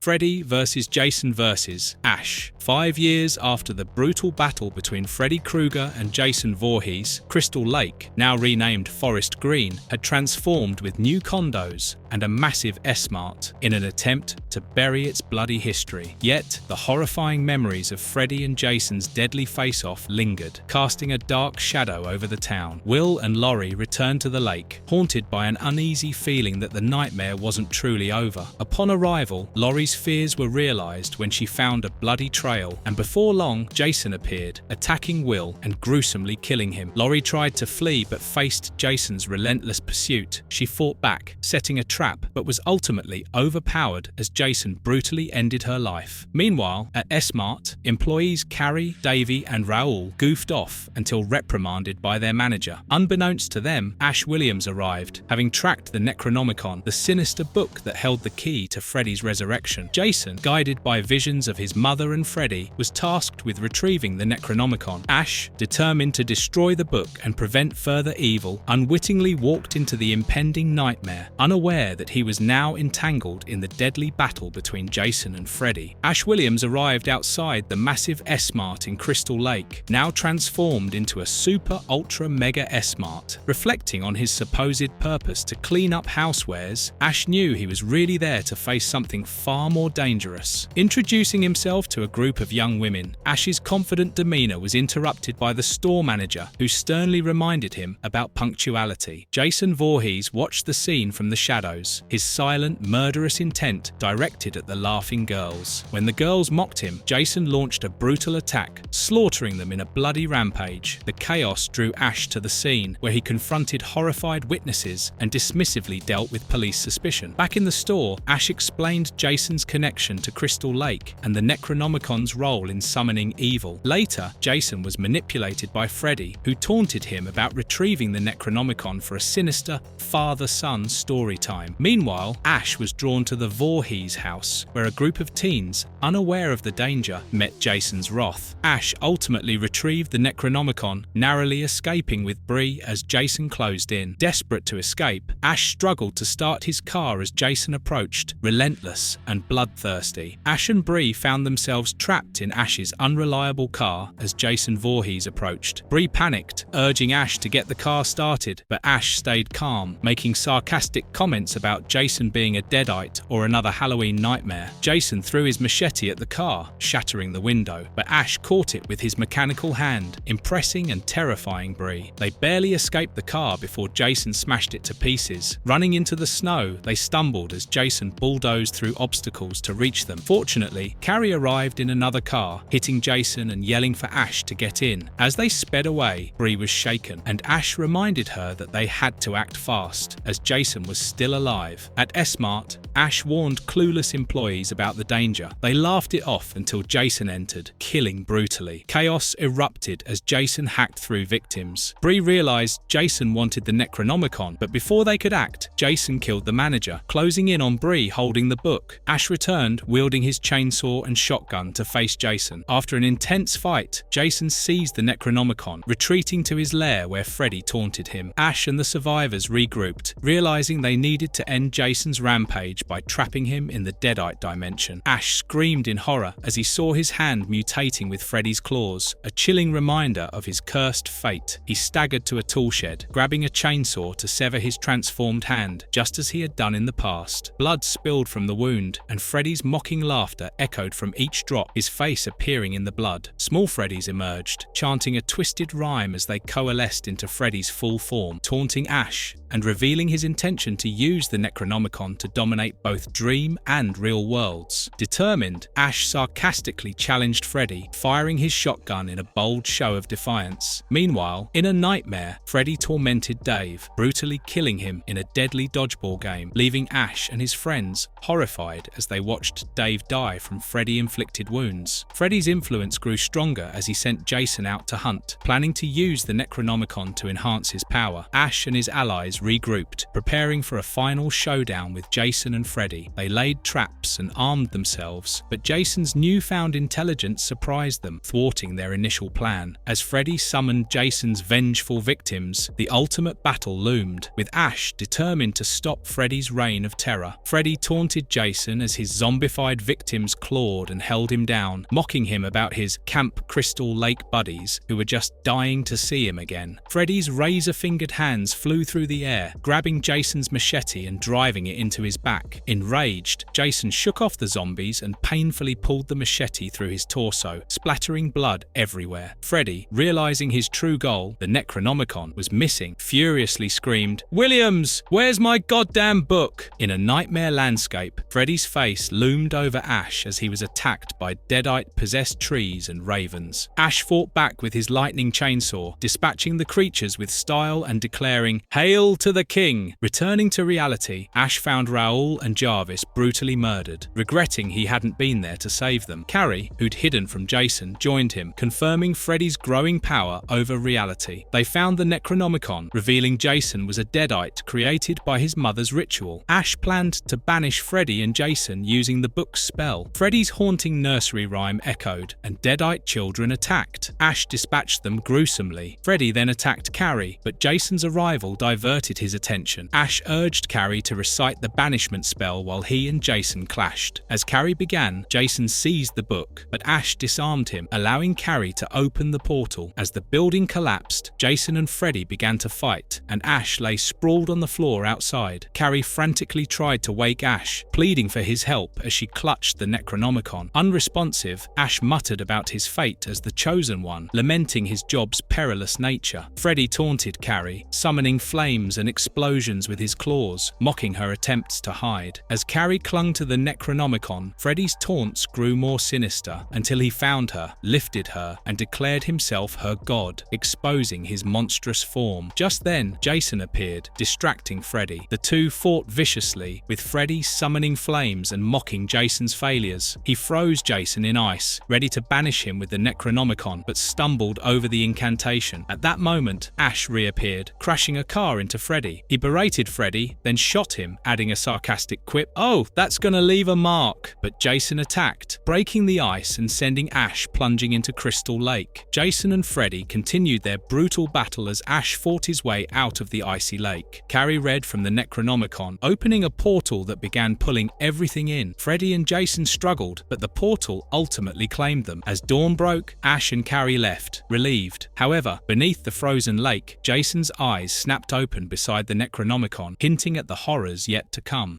Friday, the 13th, Badland. Chapter 1, Someone Like Me. The story unfolded in the midst of a relentless snowstorm, with icy winds slicing through a dense forest of birch trees. Snow swirled violently, obscuring visibility and muffling sounds. A silhouette emerged through the blizzard, leading a group of determined trappers navigating the harsh wilderness. One of the figures exclaimed, "I see something," as the group pressed forward with renewed energy. The group, composed of fur-clad men led by the burly and imposing Ben, trudged onward, his fiery red beard standing out against the snow, and stated firmly, "There." His companions, Ethan and Joseph, followed his lead, clutching their weapons tightly and braving the brutal cold. Their breath hung in the air as they moved closer to their destination, their urgency evident. Tensions simmered between Ben and Ethan as they approached their goal. Ethan warned Ben against creating unnecessary problems, but Ben's brash and aggressive nature remained unchecked. With mocking sarcasm, Ben asked, "Maybe we just move on if they say no." Ethan shot back, urging Ben to control himself. Joseph, sensing the friction, tried to defuse the situation, though his efforts were only marginally effective. Eventually, the trio arrived at a rounded wooden dwelling, their only hope of escaping the punishing storm. Inside the modest shelter, an indigenous woman and her infant child were startled by the sudden intrusion. Ben led the charge, barging in without hesitation and alarming the woman. His rough demeanor barely masked his intent as he reassured her in a gruff voice, "Easy now, we just need a place out of the storm." The woman, clutching her baby protectively, looked at them with wide, fearful eyes. Ben's crude attitude dominated the interaction. He ordered his companions to settle by the fire and helped himself to the food, nonchalantly announcing, "I expect we'll be staying a while." The scene shifted to modern times, where another group of travelers faced the same unforgiving blizzard. Clad in modern winter gear, they stumbled upon the same cabin hidden in the snow-laden woods. Relief washed over them as one of the group members, Jeremy, excitedly pointed it out, exclaiming, "Holy shit, how lucky is that?" With little hesitation, Jeremy broke the door lock, ushering his companions inside. The group quickly assessed the interior, grateful to find respite from the freezing conditions. One of them suggested starting a fire with the dry wood stacked nearby. Diane, the only woman in the group, took charge, dismissing offers of help with a light-hearted quip, "My tits are about to freeze off." The group gathered around the fire, their spirits lifting as Jeremy lit a lantern and declared triumphantly, "Let there be light." As they warmed themselves, they speculated about the history of the cabin. Diane theorized it might have been part of an old summer camp, a place for kids during warmer months. Another member remarked on their good fortune to have stumbled upon the cabin amidst the worsening storm. However, the atmosphere shifted subtly as the camera revealed the faded, snow-covered sign of Camp Crystal Lake outside, hinting at the sinister past tied to the location. In the past, Ben, Ethan, and Joseph sat around the fire with the indigenous woman and her child. The mood quickly darkened as Ben grew increasingly threatening. His gaze lingered on the woman, and he made lewd, unsettling comments. Ethan and Joseph exchanged uneasy glances, clearly uncomfortable with Ben's behavior, but unwilling to challenge him. Ben's aggression escalated as he grabbed the woman, declaring his intention to violate her despite her desperate protests. Joseph hesitated, clearly torn, but ultimately failed to intervene as Ben's cruelty intensified. The woman's terrified screams echoed within the confined space. Ben, showing no remorse, grabbed her baby and used the child to manipulate her compliance. He ordered Joseph to hold the infant while Ethan stepped in to assist. The woman's struggles continued, but Ben overpowered her, subjecting her to a brutal assault while the others stood by, complicit in their silence. Back in the present, Diane and Jeremy shared a tender moment by the fire. Their flirtation led them to sneak away to one of the bedrooms, their playful banter adding warmth to the otherwise cold and tense atmosphere. However, the mood shifted dramatically when Diane froze, her gaze fixed on the window. She whispered in terror that she saw someone, a masked figure, watching them from outside. It was Jason Voorhees. Jeremy, skeptical of her claim, dismissed her fear as a trick of the snowstorm. The noise from their argument woke Phil, who angrily confronted them for being inconsiderate. Diane insisted on what she saw, but the others doubted her, arguing that it was impossible for anyone to be wandering in such conditions. Despite their disbelief, a lingering sense of dread remained, leaving the group with the unsettling thought that they might not be alone in the woods. In the past, the group of trappers remained inside the cabin after Ben's assault on the indigenous woman.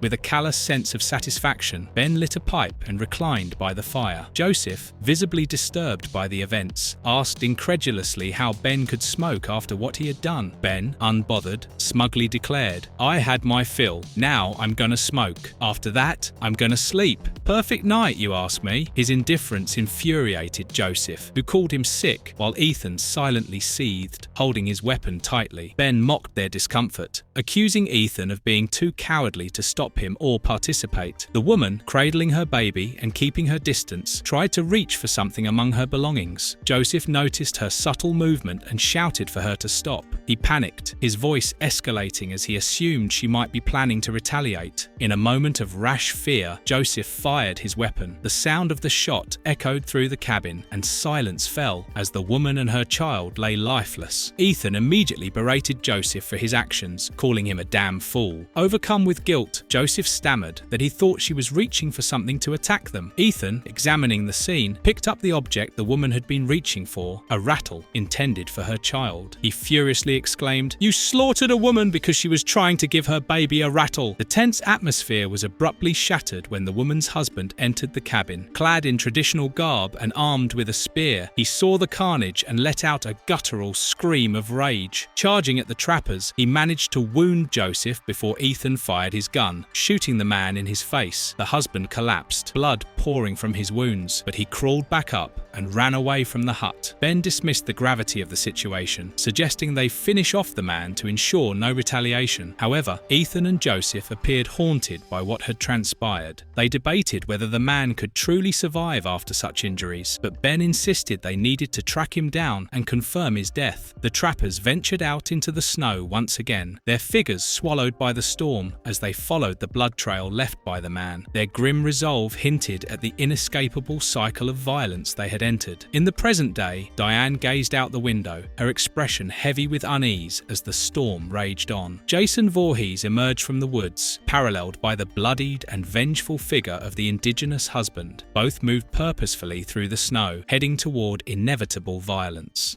Chapter 2. Tread carefully. The fear and the sense of impending chaos was overwhelming both in the past as well as the present. In the present, Diane confronted Phil, trying to repair their fractured relationship. She explained that her connection with Jeremy had developed unexpectedly and insisted there was no intent to hurt him. Phil, angry and feeling betrayed, dismissed her explanation and decided to leave, ignoring her warnings about the storm. Jeremy attempted to calm him, but Phil's bitterness overpowered the reason. He left the cabin, mocking Diane and Jeremy with cutting remarks. Despite her protests, Phil stormed into the blizzard, and Jeremy reluctantly followed to bring him back. In the woods, Phil's anger turned to fear as he encountered Jason Voorhees, emerging silently from the storm. Phil's attempt to confront him verbally was met with swift violence. Jason struck him down with brutal precision, killing him instantly. In the past, Ethan's growing paranoia over the cabin reached a breaking point. He repeatedly declared it a bad place and insisted they needed to leave immediately. Joseph tried to reassure him, but Ethan's fear escalated as he fixated on the violence they had committed. Ethan believed the cabin itself was cursed and pleaded to leave. Ben dismissed Ethan's fears and mocked his cowardice, pointing out that the native man outside, the husband of the woman they had killed, was likely dead. Ethan grew more agitated, but Ben, smoking his pipe, refused to take the warning seriously. He taunted Ethan, provoking him further. Ben, unmoved, sneered that Ethan had failed to stop him before and wouldn't act now. As Ethan stormed out, the wounded husband reached through a hole in the hut and grabbed Ben by the hair, dragging him outside. Grabbing Ben by his long hair, the man pulled him out of the cabin and into the snowstorm. Ben struggled, cursing and yelling, but the native man remained silent and resolute. Using a sharp axe, he ended Ben's life in a grisly fashion, splitting his skull with a single merciless blow and leaving his lifeless body behind in the snow. In the present, Diane heard a sudden noise noise and turned to see a shadowy figure at the door. Startled, she called out for Jeremy, hoping it was him returning from the woods. Instead, Phil burst in, shouting that Jeremy was dead. He described the horrifying sight of Jeremy's decapitated body. Diane, in denial, clung to the possibility that Jeremy was only unconscious, but Phil bluntly insisted he saw the decapitation firsthand. Diane tried to apologize for the earlier conflict with Phil, but the growing tension made her words seem futile. As they barricaded the cabin, a sudden crash signaled Jason's approach. The massive masked killer forced his way inside. Phil attempted to defend them, but was swiftly and brutally killed, a ski stick piercing through his skull. Jason loomed over Diane, who scrambled for safety as the chaos intensified. In her panic, she witnessed Jason's towering figure stepping closer, radiating an unstoppable aura of violence. In the past, Ethan searched for Joseph in the woods, shouting his name through the storm. When he found him, Joseph was severely wounded, his torso pierced and bleeding heavily. Joseph's delirious ramblings revealed his belief that the land itself was cursed, trapping them in a cycle of violence and death. Ethan attempted to save Joseph, but it was too late. As Joseph succumbed to his injuries, the native man attacked Ethan. The clash was fierce and bloody, with Ethan managing a few shots but ultimately being overpowered. The native man's vengeance reached its peak as he brutally smashed Ethan's head with a heavy stone. Blood and brains painted the ice in red. In the present, Diane's desperate struggle against Jason Voorhees intensified as she fought for her life. Clutching the ski stick, she stabbed Jason repeatedly with all her strength, screaming for him to die. Though her attacks slowed him momentarily, his relentless nature forced her to retreat. Fleeing into the blizzard, she stumbled through the snow, the storm mirroring her mounting panic and terror. Jason pursued her, undeterred by her frantic attempts to escape.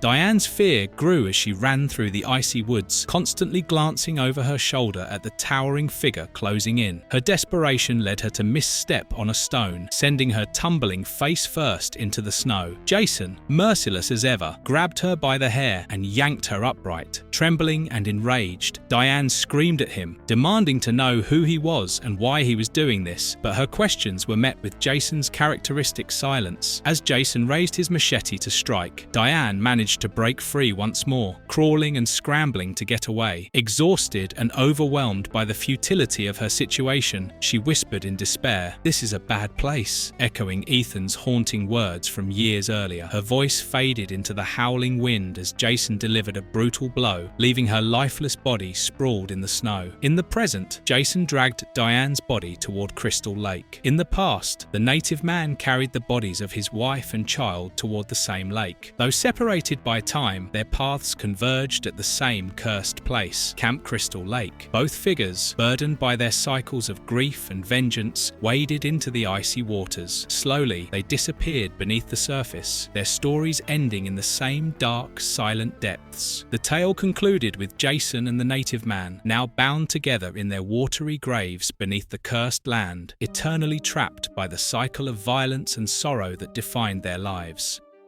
Abuser and the abused. Near a quiet rest station in the park, Maggie, a teenage girl, faced a violent encounter with her boyfriend Steve. He struck her down, mercilessly beating her as she lay on the ground. In her mind, Maggie acknowledged that this was the 23rd time he had hit her, and she resolved that it would also be the last. The following day, Maggie walked through school, wearing sunglasses to cover her black eye. When she opened her locker, marred with graffiti, she caught her reflection in the mirror. Her injury didn't go unnoticed, as 3 girls nearby sneered and mocked her bruises before walking away, leaving Maggie fuming. Frustrated and angry, she smashed the mirror. She thought about how every day felt like punishment, and each bruise only intensified her despair. Seeking support, Maggie visited the school counselor after class, hoping someone would understand her pain. However, the counselor dismissed her story, assuming Maggie's claims were simply cries for attention. Maggie recalled the counselor's similar reaction last year when she began self-harming after her mother's death. The session ended with a referral to a psychologist. When Maggie met with the psychologist, he too offered little help.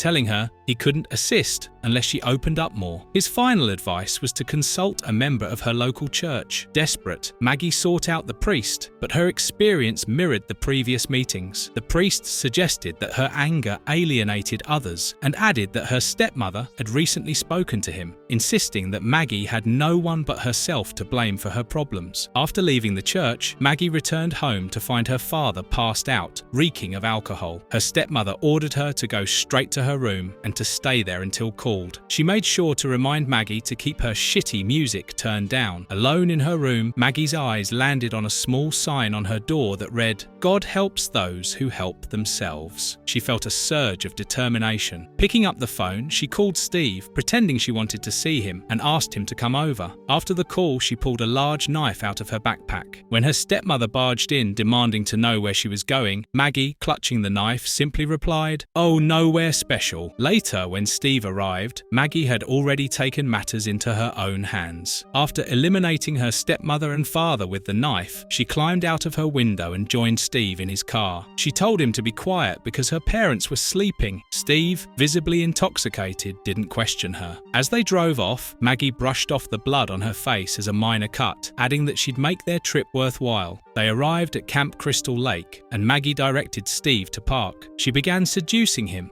leading him to the lake with promises that he could have his way with her. Steve eagerly followed, but as he reached for her, Maggie's knife plunged into him. She unleashed her fury, taunting him for all the pain he had caused her, saying it was now her turn to hurt him. Steve struggled, managing to get the upper hand and starting to strangle her. However, his grip loosened when he noticed a terrifying figure approaching them, Jason Voorhees. As Jason struck Steve with his machete, nearly severing his arm, Maggie saw her chance. She stabbed Jason in the shoulder, but he quickly retaliated, knocking her aside. With Steve now dead, Jason turned his attention to her. Frantic, Maggie tried to justify herself, claiming she only acted in self-defense against Steve. She then stabbed Jason in the chest, temporarily bringing him down. When he started to rise, she grabbed his machete and in a frenzy, repeatedly stabbed him, screaming for him to die. Satisfied that Jason was defeated, Maggie stumbled back to Steve's car. As she sat inside, she mumbled to herself about finally being free from pain and control. But Jason wasn't finished. He grabbed the back of the car, flipping it over with Maggie inside. Seeing him approach, Maggie noticed the car was leaking gasoline. She managed to crawl out, flicked a lighter, and set the gasoline trail ablaze, creating an explosion that hurled them both backward. Somehow surviving the blast, Maggie staggered to her feet, only to find Jason standing over her, smoldering but relentless. Desperate,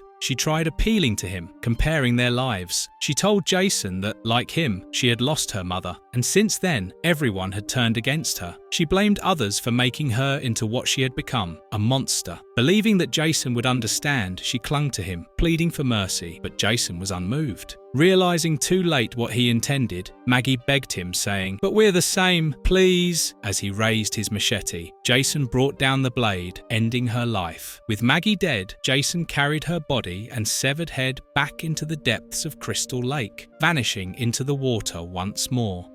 Freddy vs Jason vs Ash, the Nightmare Warriors. One day after the events of Freddy vs Jason vs Ash, Jason Voorhees lay motionless at the bottom of Crystal Lake, pinned by a wrecked car. His mother's voice echoed through the water, urging him to rise, reminding him of his immortality granted by the Necronomicon. The book lay above, displaying images of his past victims, while his mother commanded him to find and kill Ash Williams. Above, a tactical team, led by director Russell, arrived to retrieve the Necronomicon. Russell emphasized the book's immense power, calling it a portal to another realm and vital to Project Black Book. As divers attempted to retrieve Jason, he awakened, killing them and the team in a brutal ambush. He retrieved his damaged mask and vanished into the woods, driven by his mother's directive. 6 months later, in Franklin, Michigan, Ash enjoyed suburban life with his girlfriend Carrie, grilling by the pool. Their peace was interrupted by Dr. Maggie Burrows, who urged Ash to help combat supernatural forces. Ash dismissed her, claiming he'd left that life behind. However, Carrie remained uneasy. Later, as Ash left for supplies, Jason attacked Carrie at home. Elsewhere, teens watching a horror movie believed Freddy had returned as he taunted them from the screen. Ash returned to find his home destroyed and Carrie gruesomely killed, her parents accusing him of murder. Meanwhile, at the Pentagon, Russell revealed plans to weaponize the Necronomicon and Freddy. Ash found himself accused by Carrie's grieving father, who punched him in fury, blaming him for her death. Ash tried to explain it was the work of a monster he thought he'd defeated. After punching back and expressing his love for Carrie, he fled as police sirens closed in. Meanwhile, director Russell tracked an energy surge linked to Subject Zero, Freddy Krueger. Using the Necronomicon, Russell summoned Freddy back to life, reveling in his twisted triumph. Elsewhere, Maggie, haunted by nightmares, confided her fears to Dr. Neil Gordon, who was working on a program to help survivors of Freddy and Jason harness their unique traits. Stephanie Freeman, hesitant but determined, joined the therapy group,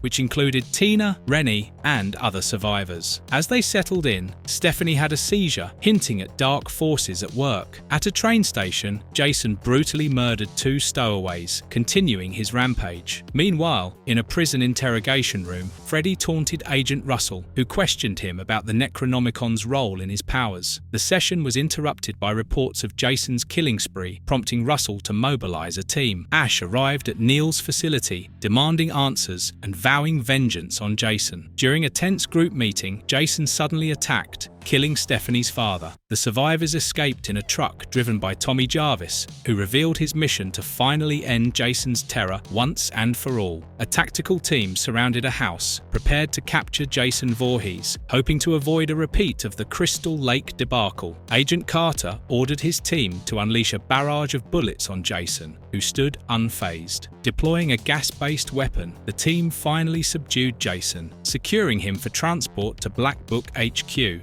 Meanwhile, survivors gathered at the Stabe Motel, including Ash, Tommy Jarvis, Dr. Neil Gordon, and others who had faced Freddy or Jason. Maggie emphasized that their unique experiences and abilities, such as Tina's telekinesis and Jacob's dream manipulation, were essential in the fight against their enemies. Tensions flared between Ash and Tommy, each determined to defeat Jason alone. Maggie refocused the group, explaining that the Necronomicon, now in her agency's possession, could be their weapon against Freddy and Jason. As Jason was transported in restraints, the guards recounted his deadly past, mentioning his uncanny fit among the Deadites in the facility. Inside his cell, monstrous Deadite voices taunted him. Freddy, who'd escaped the Deadite dimension, mocked Jason, promising vengeance with the Necronomicon's power. Freddy transformed Jason into a prime version, restoring his full strength. At Project Black Book's headquarters in DC, survivors were detained by Gordon Russell, who dismissed their warnings. Maggie revealed her true identity as Catherine Krueger, Freddy's daughter, aligning with him in a twisted alliance. After killing Rennie, Maggie fully embraced her dark side, wielding Freddy's glove with deadly intent. As chaos erupted, Tina used her powers to break the survivors free. Meanwhile, Jason, leading Deadites, unleashed carnage on civilians, with his army rallying him to kill the mortals. Ash, armed with his mechanical hand, punched a Deadite, declaring, "And so is my fist." He, Tina, and Alice encountered the Necronomicon just as Freddy Krueger's massive blade-wielding robot appeared, taunting them. Tina used her powers to combat the robot, while Ash sarcastically dubbed it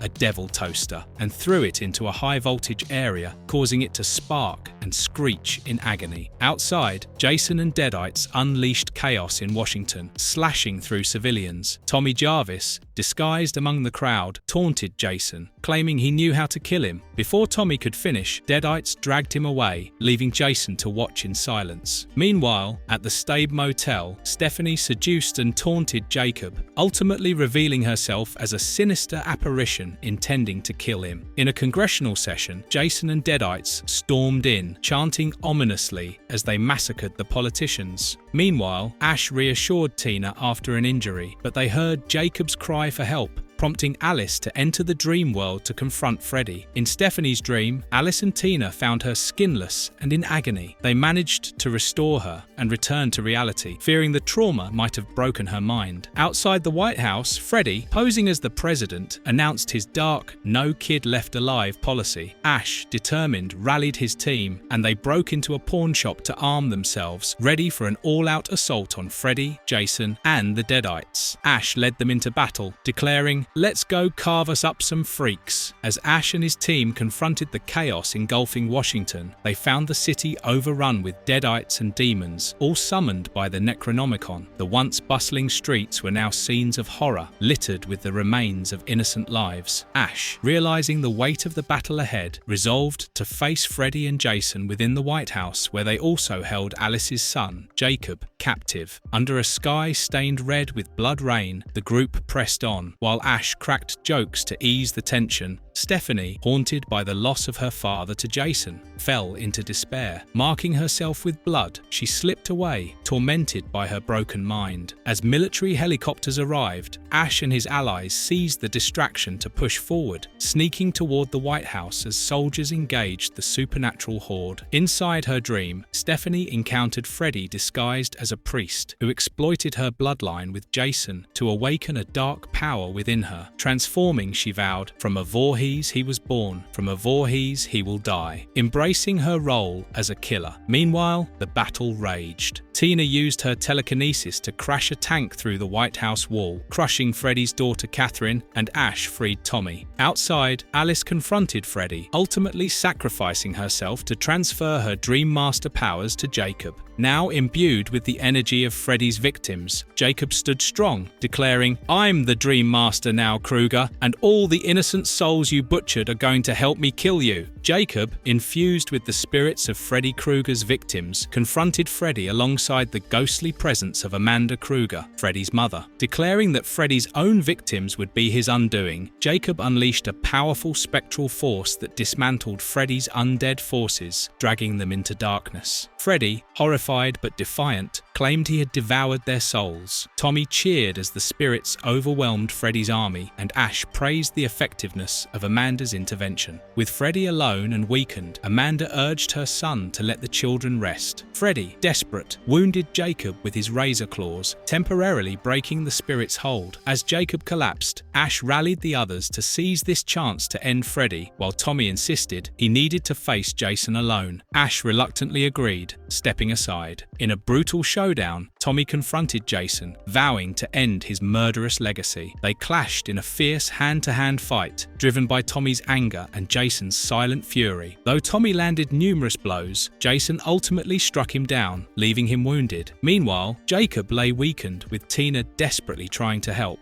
Freddy, now visibly deteriorating, taunted Jacob, claiming he was eternal. Yet, as Freddy consumed the remaining souls around him, his own power began to unravel. Ash entrusted the Necronomicon to Neil, urging him to read the incantation to banish Freddy and Jason. Struggling with the text, Neil was visited by Nancy Thompson's spirit, who merged with him to chant the banishment spell together. Their combined energy shot directly at Freddy, engulfing him in agony. As the incantation weakened Freddy, Tina and Jacob faced Jason's renewed threat. Stephanie arrived just in time, stabbing Jason from behind, giving Tommy an opening. Using a shard of glass, Tommy decapitated Jason, raising his severed head triumphantly and proclaiming, "Jason Voorhees is dead!" The Necronomicon's power drained Freddy's essence, while dream demons turned against him for betraying their pact. Trapped by the vortex created by the book, Freddy pleaded for mercy, but his strength was stripped away. Ash delivered a final blow, blasting Freddy's chest with his shotgun and sending him into oblivion as his corpse was sucked into the vortex. With Freddy's defeat, Nancy's spirit bid farewell to Neil, assuring him that Freddy's victims could now rest. Heartbroken, Neil watched her disappear, finding solace in knowing their struggle had finally ended. As the group gathered to leave, Ash urged them to get Jacob and Stephanie medical help.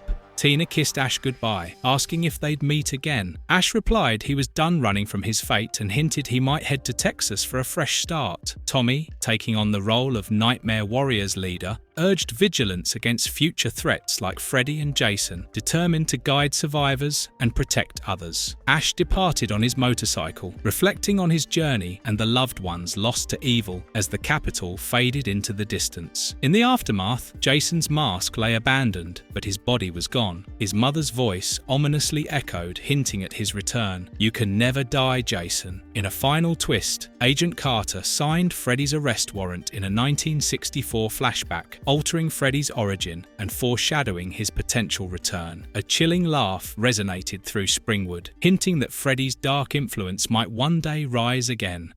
Marvelous verdict. That's all for today, my fellow horror enthusiasts. Remember, as long as you stay on Jason's good side, avoid trespassing on his forbidden home at Camp Crystal Lake, and steer clear of sneaking off for illicit thrills, you're safe. At least for now. If Jason ever returns to haunt the comic book pages, our crew will be ready to risk it all to bring you the story. No matter the body count, we'll keep delivering tales of Jason to satisfy your appetite for terror. Farewell for now, my friends. Until next Friday the 13th.